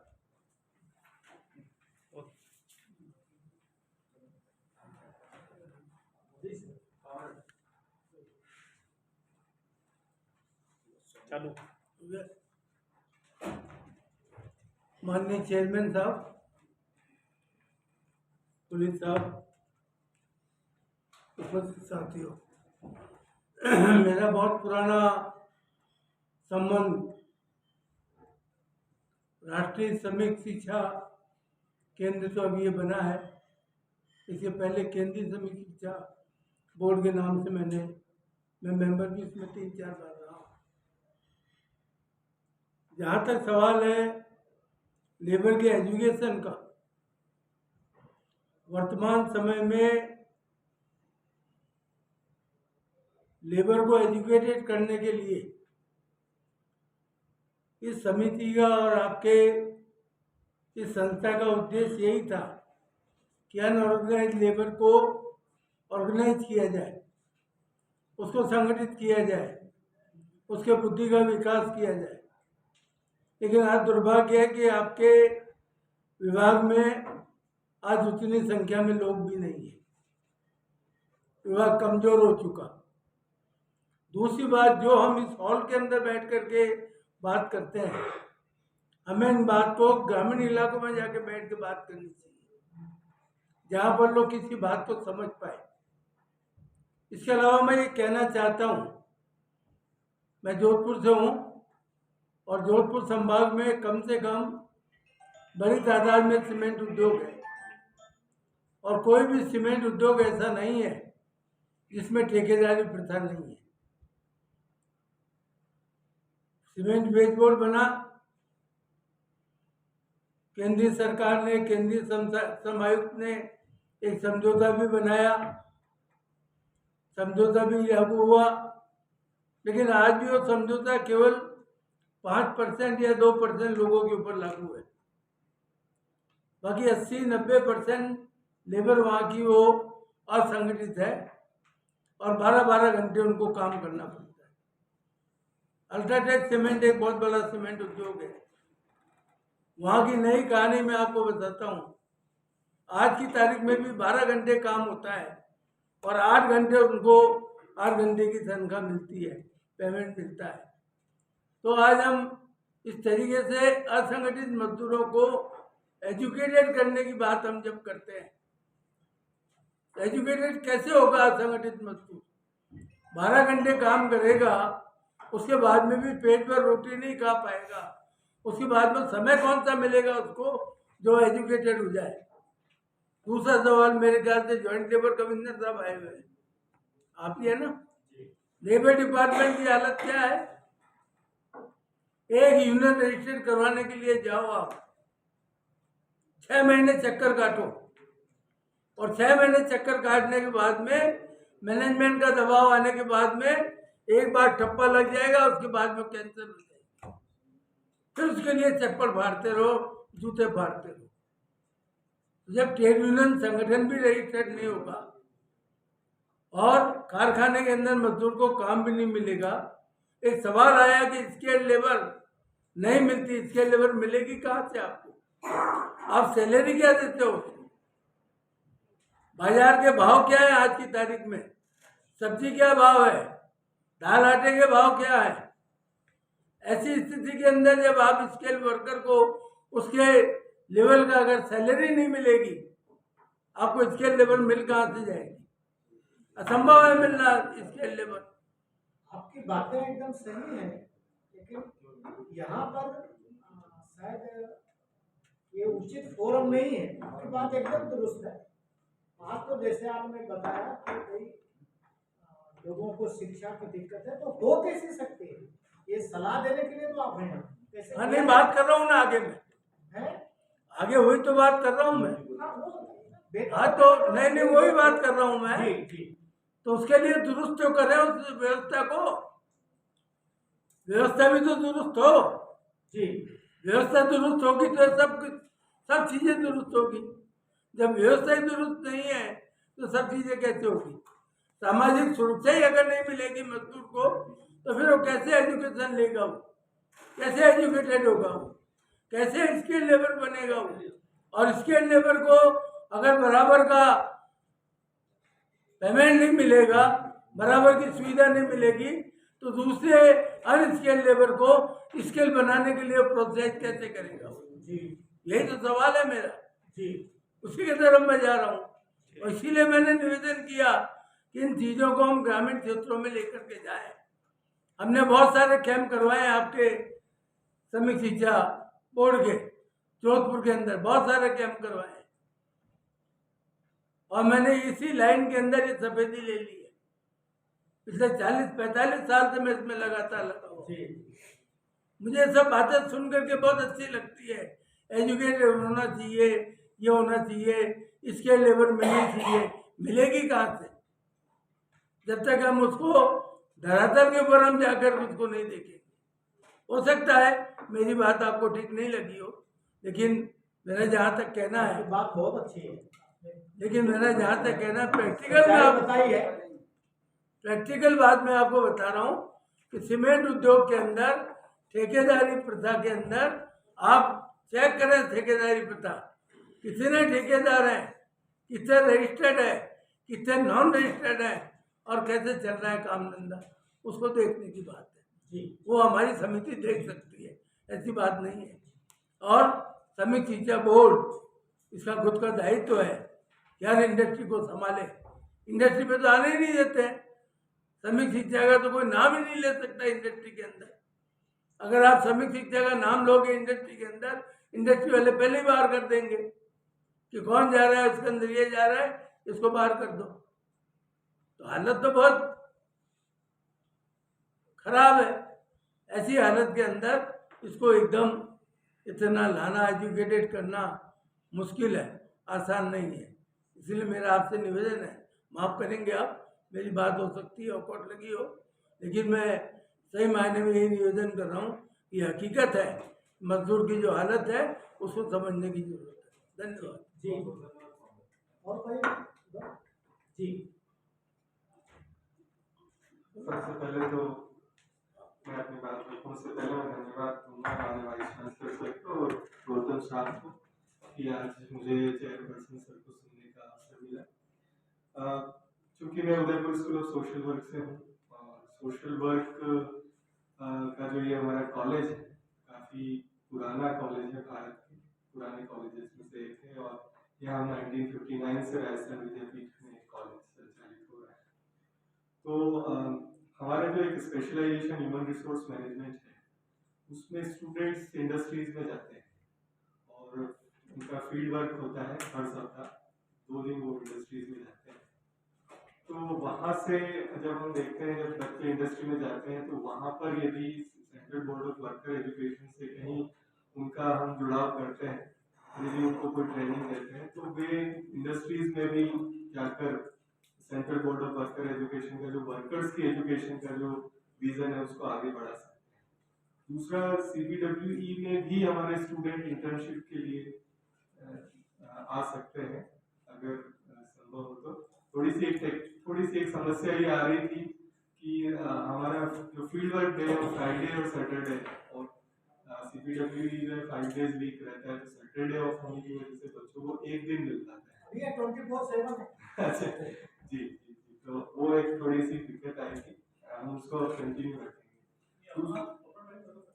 हाँ जी, वो भी हम कर सकते हैं, उस पर भी बिल्कुल साफ कहने का हो जाएगा। दूसरा ये था कि जो आप ट्रेनिंग देते हैं पूरे उदयपुर डिवीजन में बताया उड़ीसा में 14 जिले हैं, तो हमारी जो फैकल्टी है वो भी इस ट्रेनिंग में आपका सहायक बन सकती है और हम इस काम को आगे बढ़ा सकते हैं। ये बहुत अच्छा हो सकता है, ये मेरा सजेशन है। सर, मेरा नाम दौलतराम नामा है, मैं दक्षिणी राजस्थान मजदूर यूनियन से हूँ। पिछले 30 वर्षों से मेरा अनुभव रहा है सर कि असंगठित क्षेत्र में जो श्रमिक लोग हैं, जो काम करने वाले वर्कर हैं, उनका हमारे दंतोपन टेकडी या पहले श्रमिक शिक्षा केंद्र के नाम से प्रोग्राम्स होते रहे सर। तो उसमें क्या है कि श्रमिक को पैसा दिया जाता था, कुछ पैसा दिया जाता था। अब जो कुछ प्रोग्राम में कुछ हुआ है उसमें वापस हम लोग फील्ड में जाते हैं तो हमारे सामने एक नौबत समस्या आ रही है कि पहले सर आप पैसा देते थे, अब हमको पैसा क्यों नहीं दे रहे हो, ऐसी कुछ समस्या आ रही है। तो असंगठित क्षेत्र में जो एससी के लोग हैं, एसटी के लोग हैं और मैं वैसे ही एसटी का हूँ, एसटी क्षेत्र में मैंने जब भी प्रोग्राम्स किए हैं तो उनका अभी यही मानना है कि एकदम से ये चेंज किस प्रकार से हो रहा है और पैसा हमें क्यों नहीं दिया जा रहा है, ऐसे कुछ ऑब्जेक्शन आ रहे हैं सर। तो उसके लिए सर जरूरी ये सोचा जाए कि थोड़ा उनके लिए आर्थिक तौर से होना भी जरूरी है सर। थोड़ा आप ऊपर लेवल पे आप बैठे हुए हैं और इसका थोड़ा सा आप मंथन करें सर। तो देख रहे हैं कैसे करते हैं, पहले वो ट्रेनिंग नहीं थी, वो दिहाड़ी करने आते थे, ऐसा था उसका। हाँ, तो ट्रेनिंग में बदलना चाहिए, उसको देखते हैं ऐसा तरीका बन सकता है। जी सर, ये दौलतराम जी राणा ने तो अभी बोला, उस बात का मैं भी समर्थन करना चाहूँगा। तो पहले जो प्रोग्राम थे वो 40 पार्टिसिपेंट का था और उनको हम 2 बंदे का देते थे। आप जो SSTT वाले प्रोग्राम है उसमें हम 80 पार्टिसिपेंट ले रहे हैं, लेकिन उनको कुछ नहीं मिल रहा है। तो ये वो बात बोल रहे हैं सर, वही तो मैं बस आपसे समर्थन के बिना जी ही मांग रहा हूँ तो सर मैं भी आपके लिए तो हम लोग सब चीजें रहते हैं, हम प्रैक्टिकल हमको इसलिए हम आपसे मैंने बताया ना ये प्रैक्टिकली क्या था, मैंने बात में भी रखा कि वो ट्रेनिंग नहीं थी, वो बेटा कहीं और दिहाड़ी करने के बजाय यहाँ 2 दिन आके दिहाड़ी कर ले, वो पैसा मिलता। ऑब्जेक्टिव बदलना है, उनको बिना डिस्प्लेस हुए भी उनकी अर्निंग बढ़नी चाहिए, असली उस पर जाना है, लेकिन ये उसका उद्देश्य बदलना है ताकि उसको कैसे एड्रेस करना चिंता उसको करना। जी जी सर। इसमें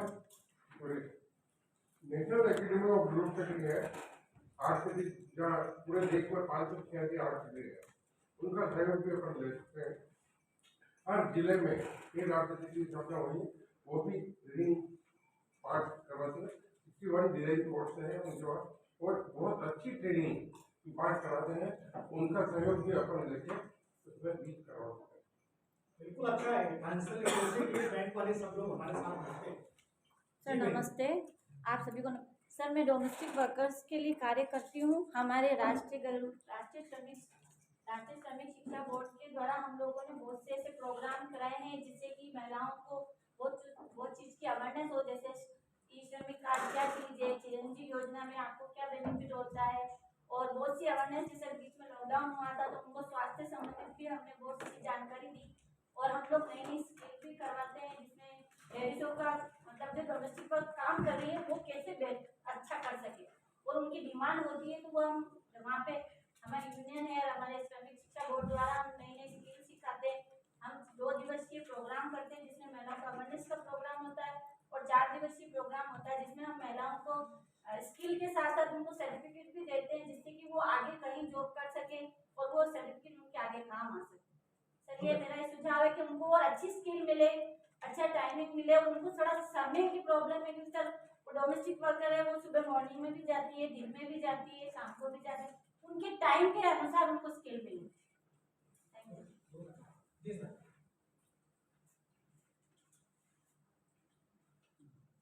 इस मीटिंग के chief guest Upadhyay ji sir और राजस्थान विद्यापीठ विश्वविद्यालय के चांसलर महोदय और श्रमिक शिक्षा बोर्ड के सर मैं इसी संस्थान में कार्यरत हूँ। ये हमारा जो संस्थान है 1937 से एस्टेब्लिश है। इसका सर जैसा आप अपने बच्चों को बता रहे थे उसी तरह का हमारा संस्थान कार्य करता है। ये सर जब 1953 में हमारा जो दबोक में ट्रेनिंग इंस्टीट्यूट शुरू किया गया था, इसका मूल उद्देश्य यही था कि जो लेबर्स हैं उनको स्किल्ड कैसे करें।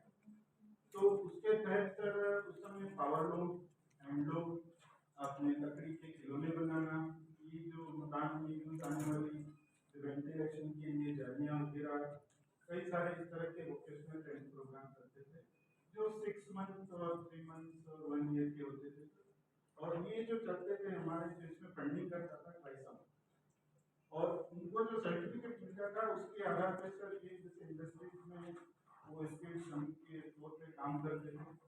और इसी के साथ साथ हमारे संस्था के उन्होंने जो कॉलेज इंग्लिश किया था उसका नाम भी सर श्रमजीवी महाविद्यालय रखा था, जिसका मूल ऑब्जेक्टिव यही था कि दिन में वो वर्क करें, लेबर करें और नाइट में आकर के हमारे यहाँ से शिक्षा प्राप्त करें। इसी के तहत सर 1953 से ही हमारा जो जन शिक्षण संस्थान है उसके उदयपुर एरियाज में 10 कम्युनिटी सेंटर्स हैं।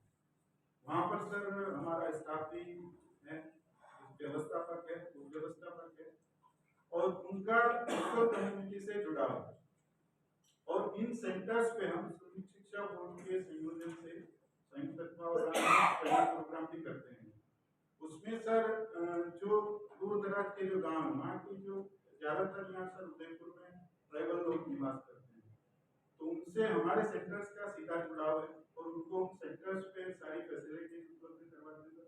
हमारे उस सेंटर्स पर ट्रेनिंग हॉल वगैरह हैं, स्टाफ भी हैं, और मैं खुद सर स्किल से रिलेटेड उनको ट्रेनिंग देता हूँ, जिसमें सर उनको हम जैसे अभी कहीं से फंडिंग नहीं पाती है तो हमारा जो विश्वविद्यालय यही हमें फंडिंग करता है। हम लोकल कम्युनिटीज को डिफरेंट टाइप की स्किल्स, छोटी छोटी स्किल्स उनको सिखाते हैं, जिसमें सर टाई एंड डाई है, अपने पिकल्स, ऑल टाइप पिकल्स है, सॉस है, पापड़ है, और चौक बनाना, स्क्रीन प्रिंटिंग है।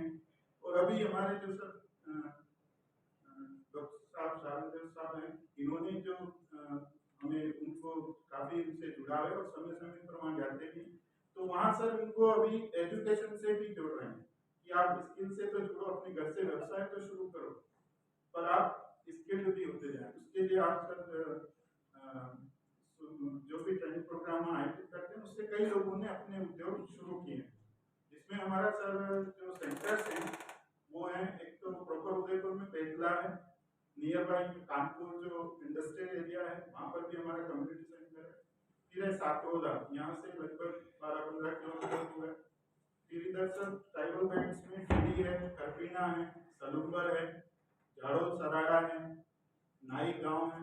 इस तरह से सर हमारे 10 कम्युनिटी सेंटर्स है, जहाँ पर हम श्रमिक शिक्षा बोर्ड के संयोजन से प्रोग्राम आयोजित करते हैं। इसके तहत सर जब कोरोना काल हुआ, इसमें कई लोगों को जैसे गवर्नमेंट स्कीम्स में पैसा आना था, पर उनको सर अवेयरनेस नहीं थी, तो किस तरह से उनका जो बैंक अकाउंट है उनको आधार से लिंक करें, प्लस उनके ई श्रम कार्ड बनाएं, तो क्या क्या उनके मतलब स्कीम्स है जिसके तहत वो अपना लाभान्वित हो सकते हैं। उसमें सर जैसे किसी के पास अगर एटीएम कार्ड है तो उसको क्या बेनिफिट है, अगर उसका एक्सीडेंट होता है, कोई दुर्घटना होती है, तो कितना बेनिफिट उसमें ले सकता है, ये से गवर्नमेंट की जितनी भी सारी प्लानिंग है उनको देते हैं। सर आप जो बता रहे थे कि हमारा के साथ वो चल रहा है टाइप, तो इसी तरह का सर मेरा तो ये रिक्वेस्ट है आपसे कि हमारा जो विश्वविद्यालय है उसके साथ भी आप MOU करें और हमें जी सदर हो कोई। सभी को नमस्ते, मेरा नाम गोविंद लोड है और मैं शराबी निर्माण मजदूर सुरक्षा असंगठित क्षेत्र के काम करने वाले निर्माण श्रमिकों के साथ काम करता हूँ। हमारी इस कैटेगरी में करीब 32 से ज़्यादा श्रमिक काम करते हैं। प्लम्बर्स हो गया, टाइल्स फिटिंग वगैरह, जितने भी मकान में काम करते हैं सारे वर्कर्स के साथ काम करते हैं। मैं देख रहा हूँ कि लगातार बोर्ड के साथ लगातार 4 साल हो गए मेरे को काम करते करते, शिक्षण का काम कर रहे हैं, लगातार चौपाल लगा के काम कर रहे हैं, लेकिन ग्राउंड लेवल पे जाने की हमको जरूरत है। जैसे सलाहकार समिति से सुझाव आया कि आज करना क्या है हमको, तो मुझे लगता है कि हमको आज गांव के ग्राउंड पे जाकर हमें वहाँ सेंटर लगाकर प्रशिक्षण का कार्यक्रम शुरू करना पड़ेगा। जैसे हम करते हैं, साथ बोल रहे थे आजीविका ब्यूरो से नहीं आए, हमारा एक सेंटर है आजीविका ब्यूरो के नाम से, स्किल डेवलपमेंट का सेंटर भी, वहाँ बच्चे आते भी हैं, लेकिन गाँव के बच्चे शहर में आना उनके लिए एक चुनौती होती है। पता नहीं वहाँ कैसा वातावरण मिलेगा, कैसे काम सिखाएंगे, कोई मारपीट नहीं हुआ, बच्चे के दिल में कई तरह की भय रहते हैं, फिर वो भी ये सोचता मुझे मिलेगा क्या। आज थोड़ी सी चुनौती होगी कि हम अगर पहले स्कूलों में कार्यक्रम चलते थे कि बच्चों को साथ साथ में प्रशिक्षण भी किया जाता था, 2 घंटे का काम भी सिखाया जाता था, जिसमें वो अपना एडवांस स्किल सीखता था, चाहे समोसा बनाना है, कचौरी बनाना है, बेसिक का काम है, लाइट फिटिंग का काम है, नल फिटिंग का काम है, देश में जितने भी काम होते हैं हर काम से बच्चों को जोड़ा जाता था, बच्चे सीखते भी थे। और उसी प्रोग्राम के तहत आज कई लोग ठेकेदार भी बने और बड़े से बड़े उद्योगपति और कॉन्ट्रैक्टर भी बने। क्यों ना उस प्रोग्राम को वापस चलाया जाए ग्राउंड लेवल पे। हमारी बहन भी बता रही थी कि भाई हमारे यहाँ बच्चे तो हैं, MA कर लेते हैं, 12वीं पढ़ लेते हैं, BA कर लेते हैं, लेकिन बेरोजगार है, उनके हाथ में कोई स्किल नहीं है। अगर हाथ में अगर स्किल हो जाए, एजुकेशन के साथ साथ स्किल भी होगी, तो वो सक्षम बन पाएगा, अपने परिवार में शिक्षण कर पाएगा। तो ये प्रोग्राम के साथ साथ हम गाँव पे और शहरों में कुछ ऐसी व्यवस्थाएं करें जो स्कूल प्रांगण में ही उनको काम सिखाया जाए, उनको एडवांस स्किल दी जाए, ताकि बच्चा सक्षम बने, और जितना बच्चा सक्षम बनेगा उतना हमारा देश सक्षम बनेगा। ये मेरा एक व्यक्तिगत अनुभव है, क्योंकि मैं एक स्वयं मजदूर हूँ, उसी समय गरीबी के अभाव में नहीं पढ़ पाया था। अगर होता उस समय अगर ये व्यवस्थाएं होती तो शायद मैं भी कुछ सीख पाता और अपने समाज के और अपने देश के लिए योगदान दे पाता। लेकिन फिर भी जितनी स्किल आज मेरे को मिली है, उस स्किल से मजदूरों के विकास में भी काम करें, और मुझे बड़ी खुशी है कि मैं इसका बोर्ड का मीडिया प्रभारी के रूप में भी काम करता हूँ। तो बहुत बहुत धन्यवाद आपसे। जी जी बताइए। आपका बोल सुन के बहुत मोटिवेटेड फील हो रहा है सर। एक तो मेरी रिक्वेस्ट है सर, एक हर जिले में जिला उद्योग केंद्र होता है सर, अभी मेरी 10 साल की 11 साल की सेवा हुई सर, मैं महसूस कर पा रहा हूँ बहुत अच्छी स्कीम्स है। मान लीजिए सर मेरे पास रोटी है, पुदीन सा, आपके पास चावल है, आपके पास दाल है, आप अकेले दाल बांट रहे हैं उससे उसका फायदा नहीं हो रहा, आप अकेले चावल बांट रहे हैं उससे उसका फायदा नहीं हो रहा, मैं रोटी बांट रहा हूँ। तो अगर हम भारत सरकार और राज्य सरकार की एजेंसी मिलकर काम करें सर, तो अगर आप किसी फोरम पे अगर ये सुझाव दें सर, एक चला भी था कि सेंट्रल गवर्नमेंट से ये कॉन्सेप्ट जो डीआईसी का कॉन्सेप्ट है जिला उद्योग केंद्र का, ये सेंट्रल गवर्नमेंट से ही आया था सर। कभी जॉर्ज फर्नांडिस साहब उद्योग मंत्री हुआ करते थे सेंटर में, तभी ये कॉन्सेप्ट आया था। और इस कॉन्सेप्ट का मतलब था कि ये एक सिंगल विंडो की तरह काम करेगा, जहाँ पे किसी को आत्मनिर्भर बनाना है। तो इसको स्ट्रेंथन करने के लिए सर अभी सेंट्रल गवर्नमेंट की तरफ से इन इंस्टीट्यूशंस में कोई मदद नहीं है सर, ये सारी चीजें राज्य सरकार के ऊपर डाल दी गई है। और आपको जानकर बड़ी खुशी होगी सर, अभी सेंट्रल गवर्नमेंट की बहुत एजेंसीज हैं जिनकी स्कीम है जो हमारे जिला उद्योग केंद्र द्वारा चलाई गई है। इस फॉर्म पे आप सभी यहाँ पे आप बैठे हैं, मैं सब आपको बताना चाहता हूँ, जैसे माननीय प्रधानमंत्री जी की बहुत अच्छी स्कीम है सर। हमारा देश आत्मनिर्भर तब बनेगा जब हम उस मजदूर को सेल्फ एम्प्लॉयड करेंगे। अभी जैसे मैं आपके लेबर यूनियन से भी आप बात कर रहे हैं, मेरे फादर इंडस्ट्री चला चुके हैं, मतलब एक 10वीं पास थे जब एक इंडस्ट्री में नौकरी करते थे। तो लेबर का भी कॉन्सेप्ट एक क्या हो गया है कि वो इंडस्ट्री से लेना चाहता है, वो पहले तो इंडस्ट्री को अन्नपूर्णा समझे कि मेरे घर का चूल्हा इससे आप 2 रुपए इंडस्ट्री को कमा के देंगे जब इंडस्ट्री आपको कुछ रिटर्न देगी। तो इस कॉन्सेप्ट को हमें वापस एक टीम भावना की तरह काम करना है। तो एक तो sir prime minister employment generation programme है, माननीय प्रधानमंत्री जी की स्कीम है, जिसमें 25 लाख तक का लोन मिलता है सर, और 35% सब्सिडी होती है। अभी वर्तमान में इस स्कीम का सर डबल कर दिया है 50 लाख पे। सर आपकी भी यूनिवर्सिटी में या आपकी जो भी एजेंसीज हैं हमें बुलाएं सर, हम आपकी स्कीम अपनी स्कीम्स का प्रचार करेंगे। इस स्कीम में 50 लाख रुपए के ऊपर SC ST का बच्चा हो, कोई भी किसी भी क्षेत्र की महिला हो, ग्रामीण क्षेत्र में 35% सब्सिडी भारत सरकार ने 50 लाख का लोन लिया, उसमें से 17.5 लाख रुपए सब्सिडी सेंट्रल गवर्नमेंट देती है। दूसरा, हमारी माननीय गहलोत साहब ने बहुत अच्छी स्कीम लॉन्च करी है 2 साल पहले, मुख्यमंत्री लघु उद्योग प्रोत्साहन योजना। किसी भी राज्य सरकार में 10 करोड़ तक की स्कीम नहीं है। शुरू में जब ये योजना लॉन्च हुई तो 10 करोड़ तक का प्रावधान था। इसमें इवन आपका कोई यूनिवर्सिटी से बच्चा पढ़ रहा है या आपका कोई लेबर है, उसका बच्चा है जो उसका व्यापार शुरू करना चाहता है, बिजनेस के लिए भी लोग हैं। गाँव में वो कोई बच्ची है ब्यूटी पार्लर खोल रही है, या कोई मोटर मैकेनिक का कोई सामान की दुकान कर रहा है, कोई ट्रैक्टर पार्ट्स की दुकान कर रहा है, तो सर उसमें मान लीजिए 9% के बैंक से लोगों का 8% ब्याज हम देते हैं, और आज की डेट में हमारे पास एडवांस सब्सिडी है। तो इस फॉर्म पे सभी से मेरी रिक्वेस्ट है, और एक थोड़ा सा मोटिवेशन लाइन बोलना चाहता हूँ। NCERT की किताब आप में से किसी ने पढ़ी हो तो मैंने पढ़ी है, उसमें गांधी जी का एक करिश्मा था। कई बार हम क्या होते हैं, हम बड़े उसमें रहते हैं, इनको में रहते हैं, मैं बहुत बड़े पद पे हूँ, मैं इस पे हूँ।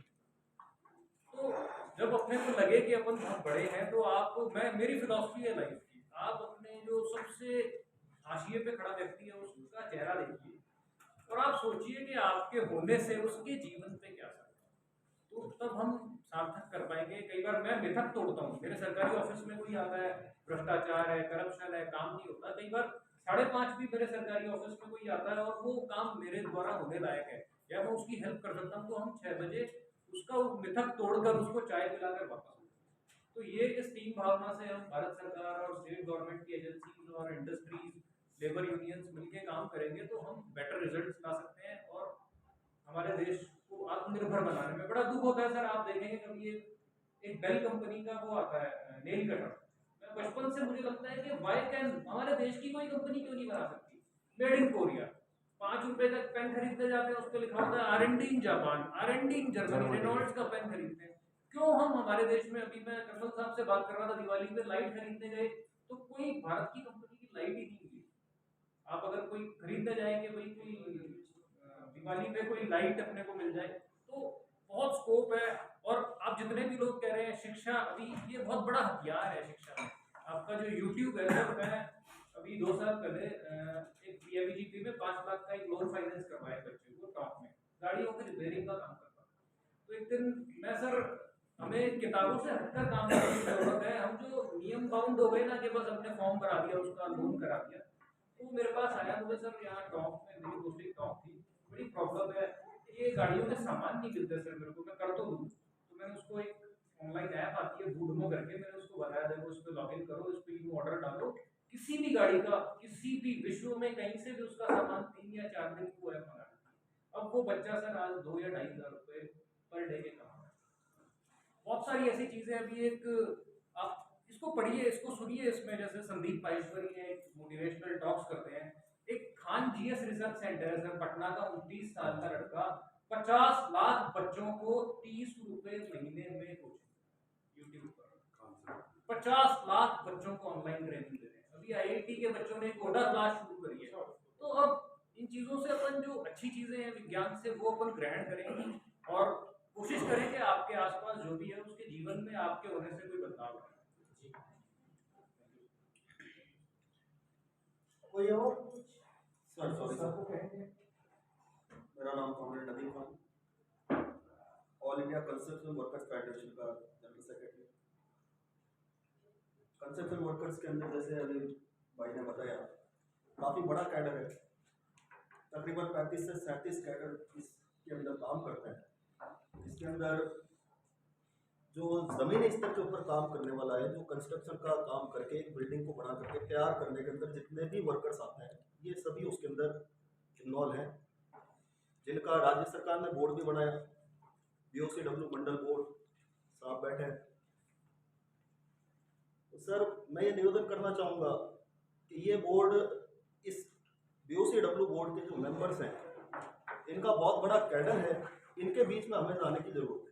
जैसा कि साहब ने पहले बताया भी था कि किसी भी शहर में कहीं भी कोई भी चौराया हो, चाहे वो घड़ी हो, वहाँ पे मजदूरों का पूरा के पूरा झुंड हमको मिल सकता है और उनके बीच में जाकर के हम अपनी बात रख सकते हैं। तो हम लोग लगातार ऐसे प्रोग्राम भी करते हैं, जोधपुर में भी काफ़ी प्रोग्राम किए और लगातार मजदूरों के बीच में जाकर के उनको शिक्षा देने का भी काम करते हैं। पहले भी कई कैंप लगवाए, अभी कोरोना काल के बाद में एक भी कैंप नहीं लग पाया। तो मैं ये कहना चाहूँगा कि जो श्रमिक धरातल की हम बात करें तो जिस श्रमिक के पास में अपनी खुद की पहचान बनाने के लिए जिस मंडल को बनाया गया BOCW बोर्ड, उस मंडल के अंदर जाने के बाद में भी उस मजदूर को उसकी पहचान अपने आप की नहीं बता पाते। सुझाव ही दे रहा हूँ सर, मैं सुझाव ही दे रहा हूँ, क्योंकि वो कराने का बहुत बड़ा प्रोसीजर आ गया। ना वो नहीं मैं वो बात नहीं कह रहा हूँ सर। मैं ये कह रहा हूँ कि इसके अंदर जो सेक्टर के अंदर काम कर रहे हैं ना, उन लोगों के बीच में जाने की जरूरत है और उसके अंदर हमारे को सबसे ज़्यादा जरूरत पड़ेगी लेबर डिपार्टमेंट की, और लेबर डिपार्टमेंट के मार्फत हम लोग उन तक बहुत पहुँच सकते हैं। आपका जो सेक्टर है वो गवर्नमेंट का बना तो प्रायोरिटी सेक्टर है। जी तो वो हमारा भी बिल्कुल यही बात है।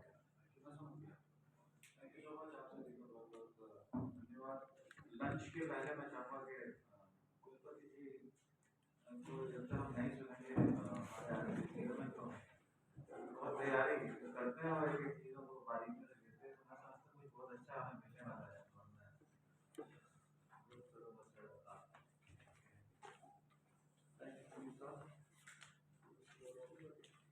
सर्वप्रथम मैं हमारे जिस उपाध्याय साहब जो राष्ट्रीय अध्यक्ष श्रम उद्यम करते हैं, पुनः आपका स्वागत मंडल है।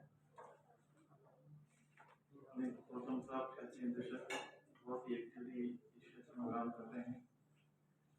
यहाँ विराजमान मंत्री जी माली, मनीष जी, डॉक्टर साहब, मोदी साहब, गोयल साहब, कर्नल महेंद्र सिंह जी और तमाम दोस्तों नाम संबंध में सभी का स्वागत करते हुए एक बहुत अच्छा डिस्कशन आज हुआ।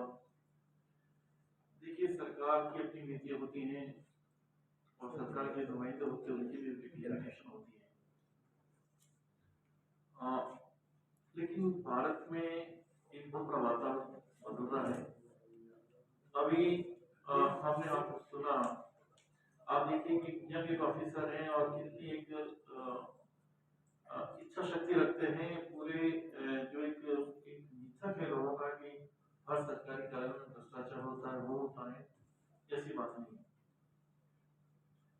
हमें थोड़ा सा पॉजिटिव लेके आगे बढ़ना पड़ेगा। हम जितने टारगेट चाह रहे हैं उतने टारगेट हो सकते पूरे नहीं हो, लेकिन सबसे पहले एक वातावरण बने। हमारा विश्वविद्यालय पहले से इसमें काम कर रहा है, जैसे हमारे सभी प्राचार्य शुक्ला जी ने बताया, हम किसी से गाँव में काम कर रहे हैं, किसी से स्किल को जोड़ने की कोशिश कर रहे हैं। आप सभी को भी पता होगा कि जैसे हमारे वजह साहब ने बताया कि राष्ट्रीय शिक्षा नीति उसमें आप देखिए कि एक बहुत बड़ा चेंजेस आ रहा है। जुलाई 2020 में वो शिक्षा नीति को बिल्कुल इम्प्लीमेंट करने का शुरू हो गया था, लेकिन कोविड की वजह से बहुत लेट हो गया और ऐसा लग रहा है कि उसका इम्प्लीमेंट पार्ट थोड़ा सा 2-3 साल आगे बढ़ेगा। शुरुआत हो चुकी है। इसमें दो बड़ी बातें हैं। सबसे बड़ी बात जो स्कूल एजुकेशन में है उसका थोड़ा सा स्ट्रक्चर चेंज किया। मैं थोड़ा सा इसको बैकग्राउंड इसलिए ले रहा हूँ क्योंकि हम जो चाह रहे हैं वहाँ से लिंक है, इसलिए तो उसमें जो हमारा 10+2 था उनको पूरा स्ट्रक्चर बदल के 5+3+3+4 कर दिया। उसका मतलब ऐसा है कि जो बच्चा 5 साल तक है वो 3 साल का बच्चा होने के बाद 8 साल तक वो तीसरी क्लास पास कर लेगा, उसको कुछ भी नहीं करना है, वो स्कूल जाएगा, खेलेगा, करेगा, खेल बहुत कुछ सीख लेगा और पहले 3 साल में यूज्ड हो जाएगा स्कूल जाने का। और उसके बाद नेक्स्ट 3 ईयर्स है जब वो 5वीं पास कर लेता है उसके बाद ये 6 क्लास में कोडिंग और सब जो हम स्किल की बात कर रहे हैं। अब दुर्भाग्य ये है थोड़ा सा कि हमारा जैसे हमारे शहरों में या बहुत से जो ऐसे प्राइवेट स्कूल हैं जो बहुत ही फाइनेंशियल पोजीशन है, वो तो क्या है कि उसको ढंग से कि हम कर पाएंगे, लेकिन जो सरकारी स्कूल है वहाँ थोड़ी सी दिक्कत आ सकती है।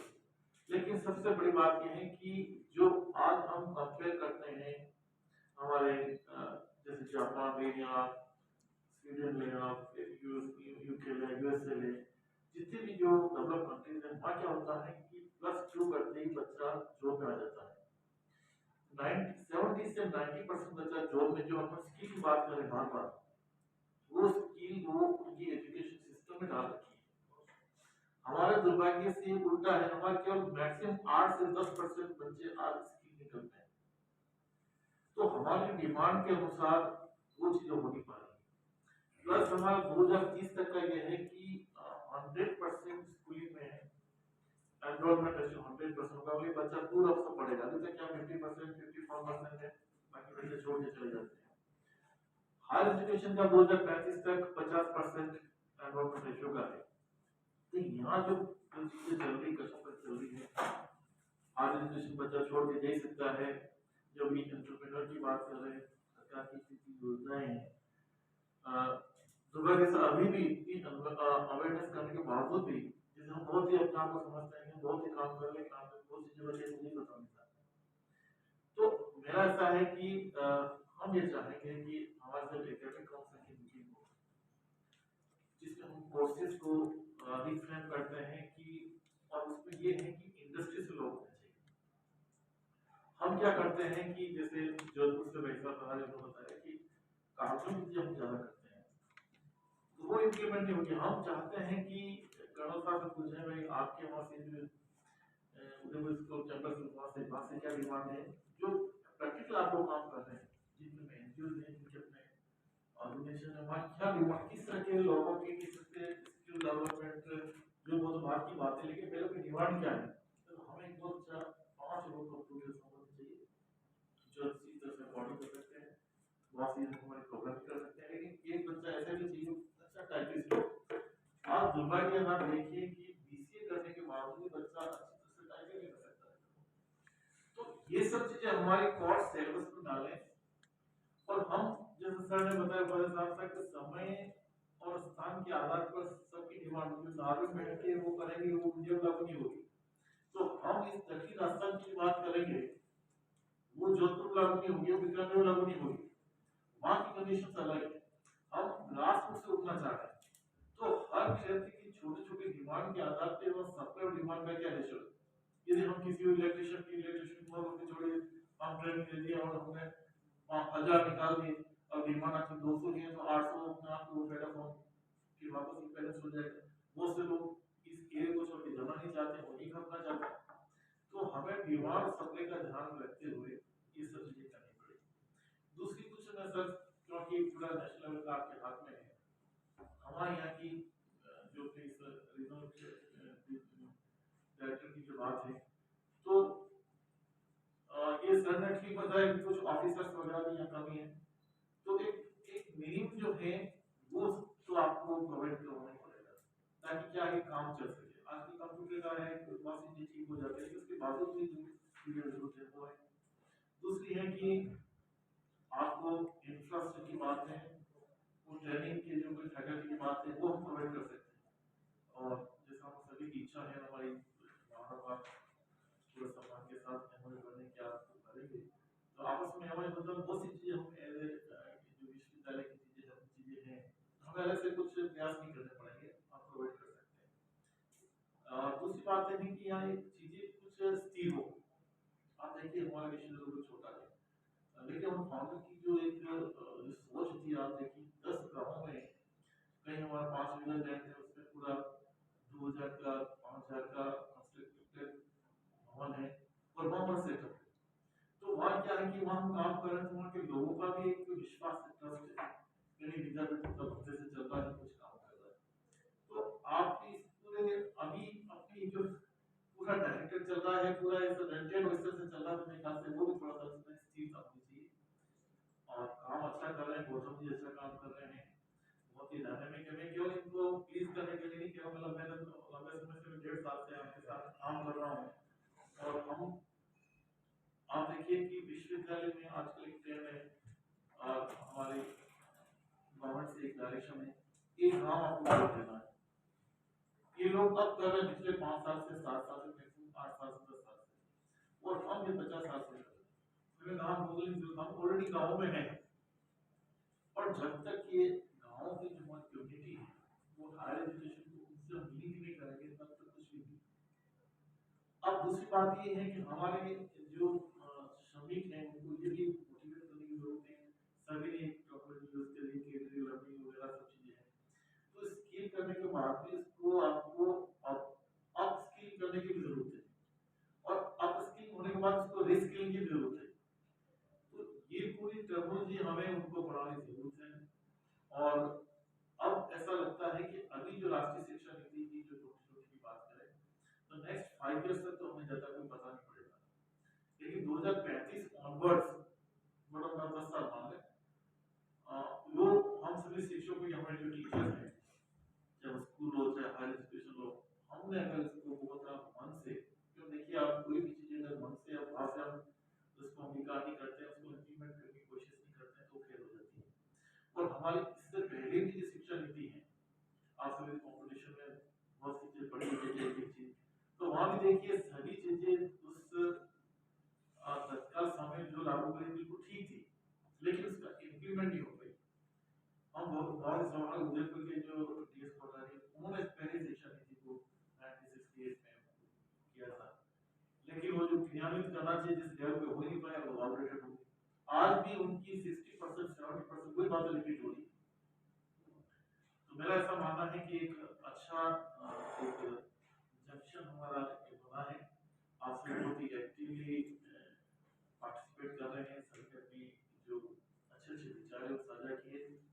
सर की जो स्पीच थी वो बहुत ही आउटस्टैंडिंग थी, और उसमें हम बहुत सी चीज़ें अंगीकार के लिए सीखने की कोशिश करी, और हम उसको हमारे क्षेत्र में जहाँ जहाँ हम इम्प्लीमेंट कर सकते हैं उसको करें। लेकिन मुख्य के बाद भी आते हैं कि कहीं के हमें ठोस शुरुआत करनी पड़ेगी, और ठोस शुरुआत ये है कि आप एक बार इस एक प्रयोग करते हैं विश्वविद्यालय के साथ में, यहाँ की लोकल कुछ आपको मैं ये भी बताना चाह रहा हूँ कि हमारे विश्वविद्यालय अभी 1 जनवरी से आसपास के 100 गाँव में एक बहुत ही वैसे बहुत पुरानी वो है, लेकिन एक 3D प्रिंटिंग का एक कंसेप्ट है, जिसमें सर वो आप चाहो जिस टाइप की खिलौने बन सकते हैं मूर्ति बन सकती है, और वो उसमें आप पूरा कंप्यूटर फिक्स करके कोई महिला है उसमें जगह बना सकती है, वो वहाँ पर उसको कंप्यूटर फिट करके चली जाएगी, वो खाना बनाएगी, वहाँ से अपने मोबाइल से देख रही कितना प्रोडक्शन हो रहा कितना है, 1 घंटे बाद मूर्ति अपने आप बन जाएगी, अपने आप सिस्टम बंद हो जाएगा। तो ये हम बहुत ही आउटस्टैंडिंग खर्चा मतलब काम कर रहे हैं, इसमें हमने 50 लाख रुपए खर्च भी कर दिए। हालांकि आपको भी पता हमारे विश्वविद्यालय सेल्फ फाइनेंसिंग में 2009 के बाद कहीं से कोई पैसा नहीं मिल रहा है, लेकिन हमारी भावना अच्छी है, हमारे एडमिशन अच्छे थे।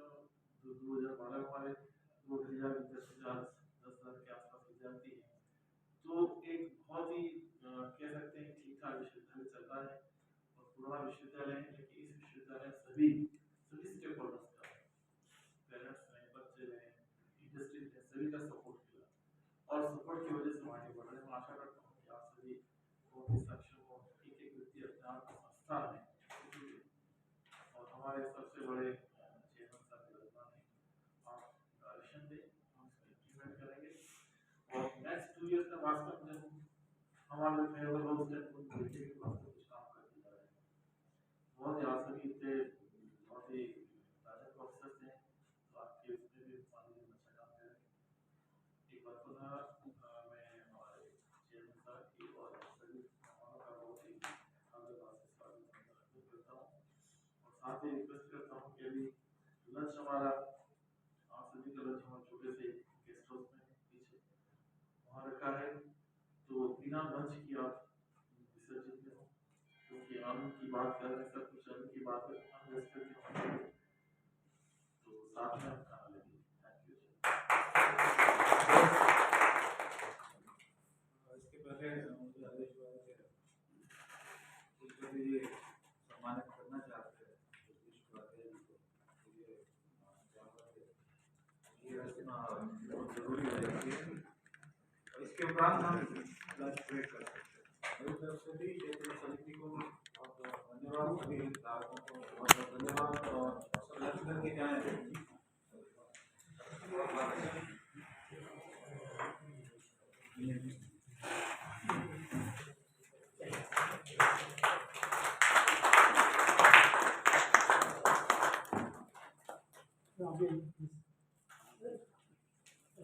हाँ सब छूट जाएगा सब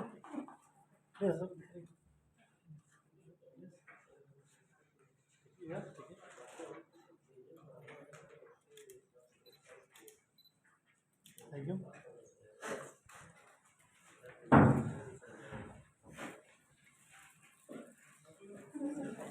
आप सभी ग्रुप फोटो ले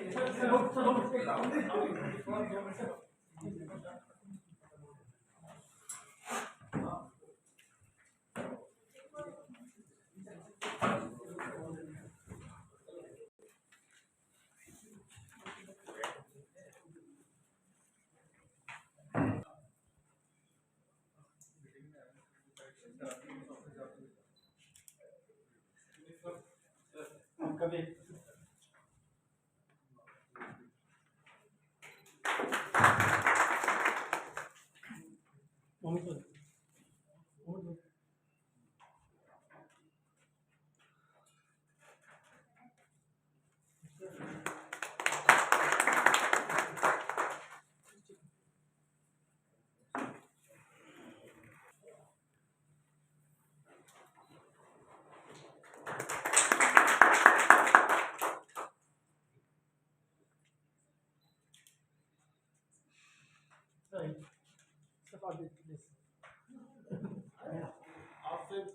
after this sir. Yeah, take it.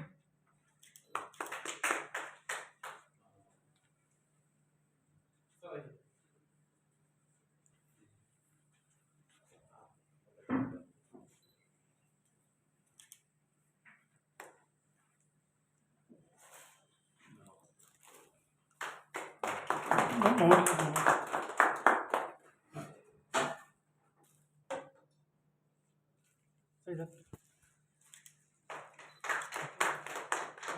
बस ठीक है, अभी खोल रहे हैं।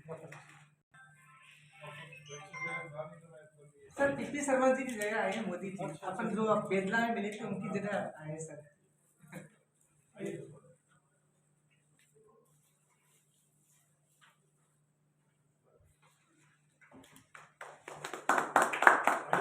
सर अभी सर आप ही आ जाइए, आप बस ठीक है, माननीय राष्ट्रीय चेयरमैन साहब जी यस ठीक है सर प्लीज।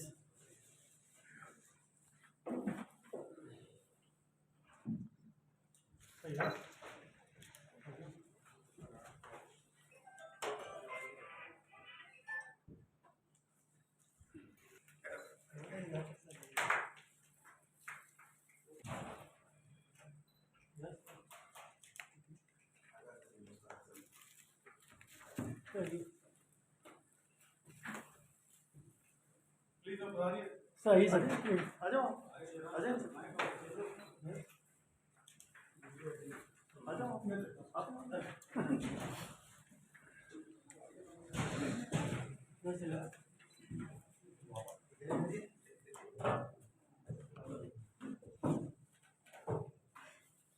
सही है आइए साहब आइए किस बात में काम करते हैं उसको बोलना पड़ेगा। चलिए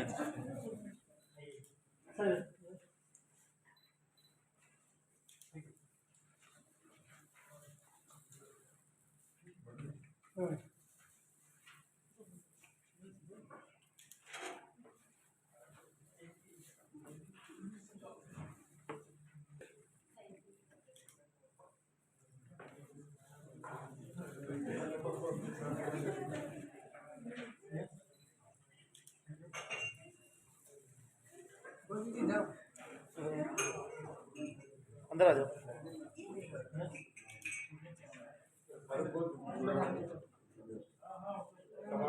सही है अभी जाओ अलग जाओ ना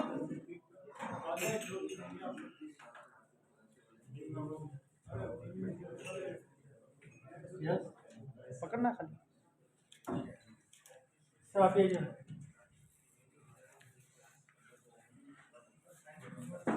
अच्छा जल्दी आ जाओ।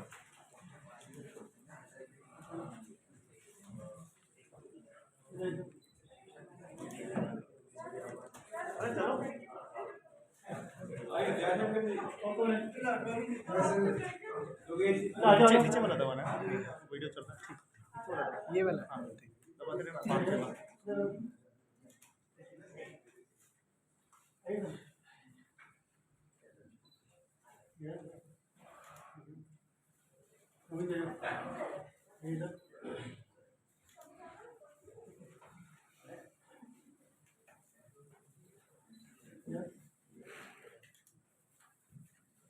ओके एक रिक्वेस्ट है एक और मीटिंग की नोटिस पर मे बी लास्ट क्वार्टर वो मीटिंग हम कहाँ कर सकते हैं डेट भी अच्छा आपको इंटरेस्ट है लंच के बाद अगर आप आधा घंटा शिक्षा श्रमिक और रोजगार तो उस पर बातचीत तो मतलब जो करी हुई है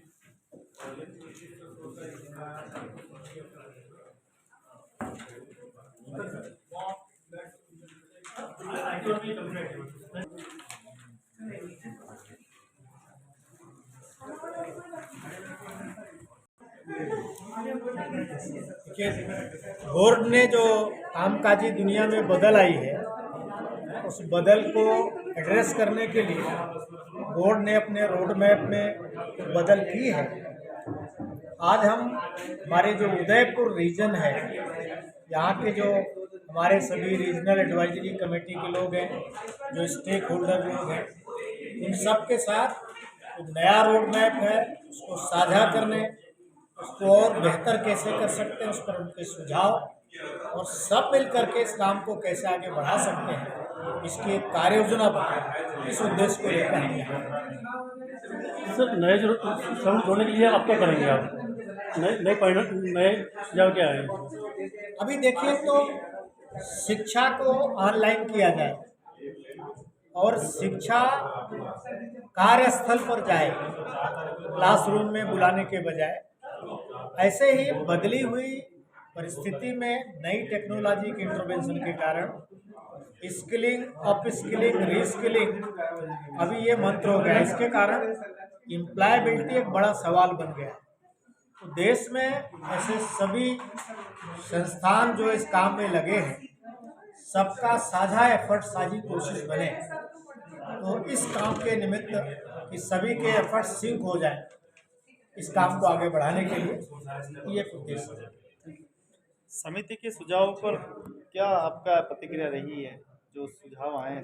नहीं मुझे बहुत उत्साहजनक सुझाव मिले हैं हमारे सभी जो स्टेक होल्डर्स हैं बहुत सक्रियता से इस सारे काम को और जो सुझाव मिले हैं उसके आधार पर मैं एक बहुत बेहतर भविष्य की संरचना देख पा रहा हूं। आइए आगे से फोटो ले लेते हैं इस तरह ही आओ मीडिया प्रभारी ये सब ले लेते हैं आओ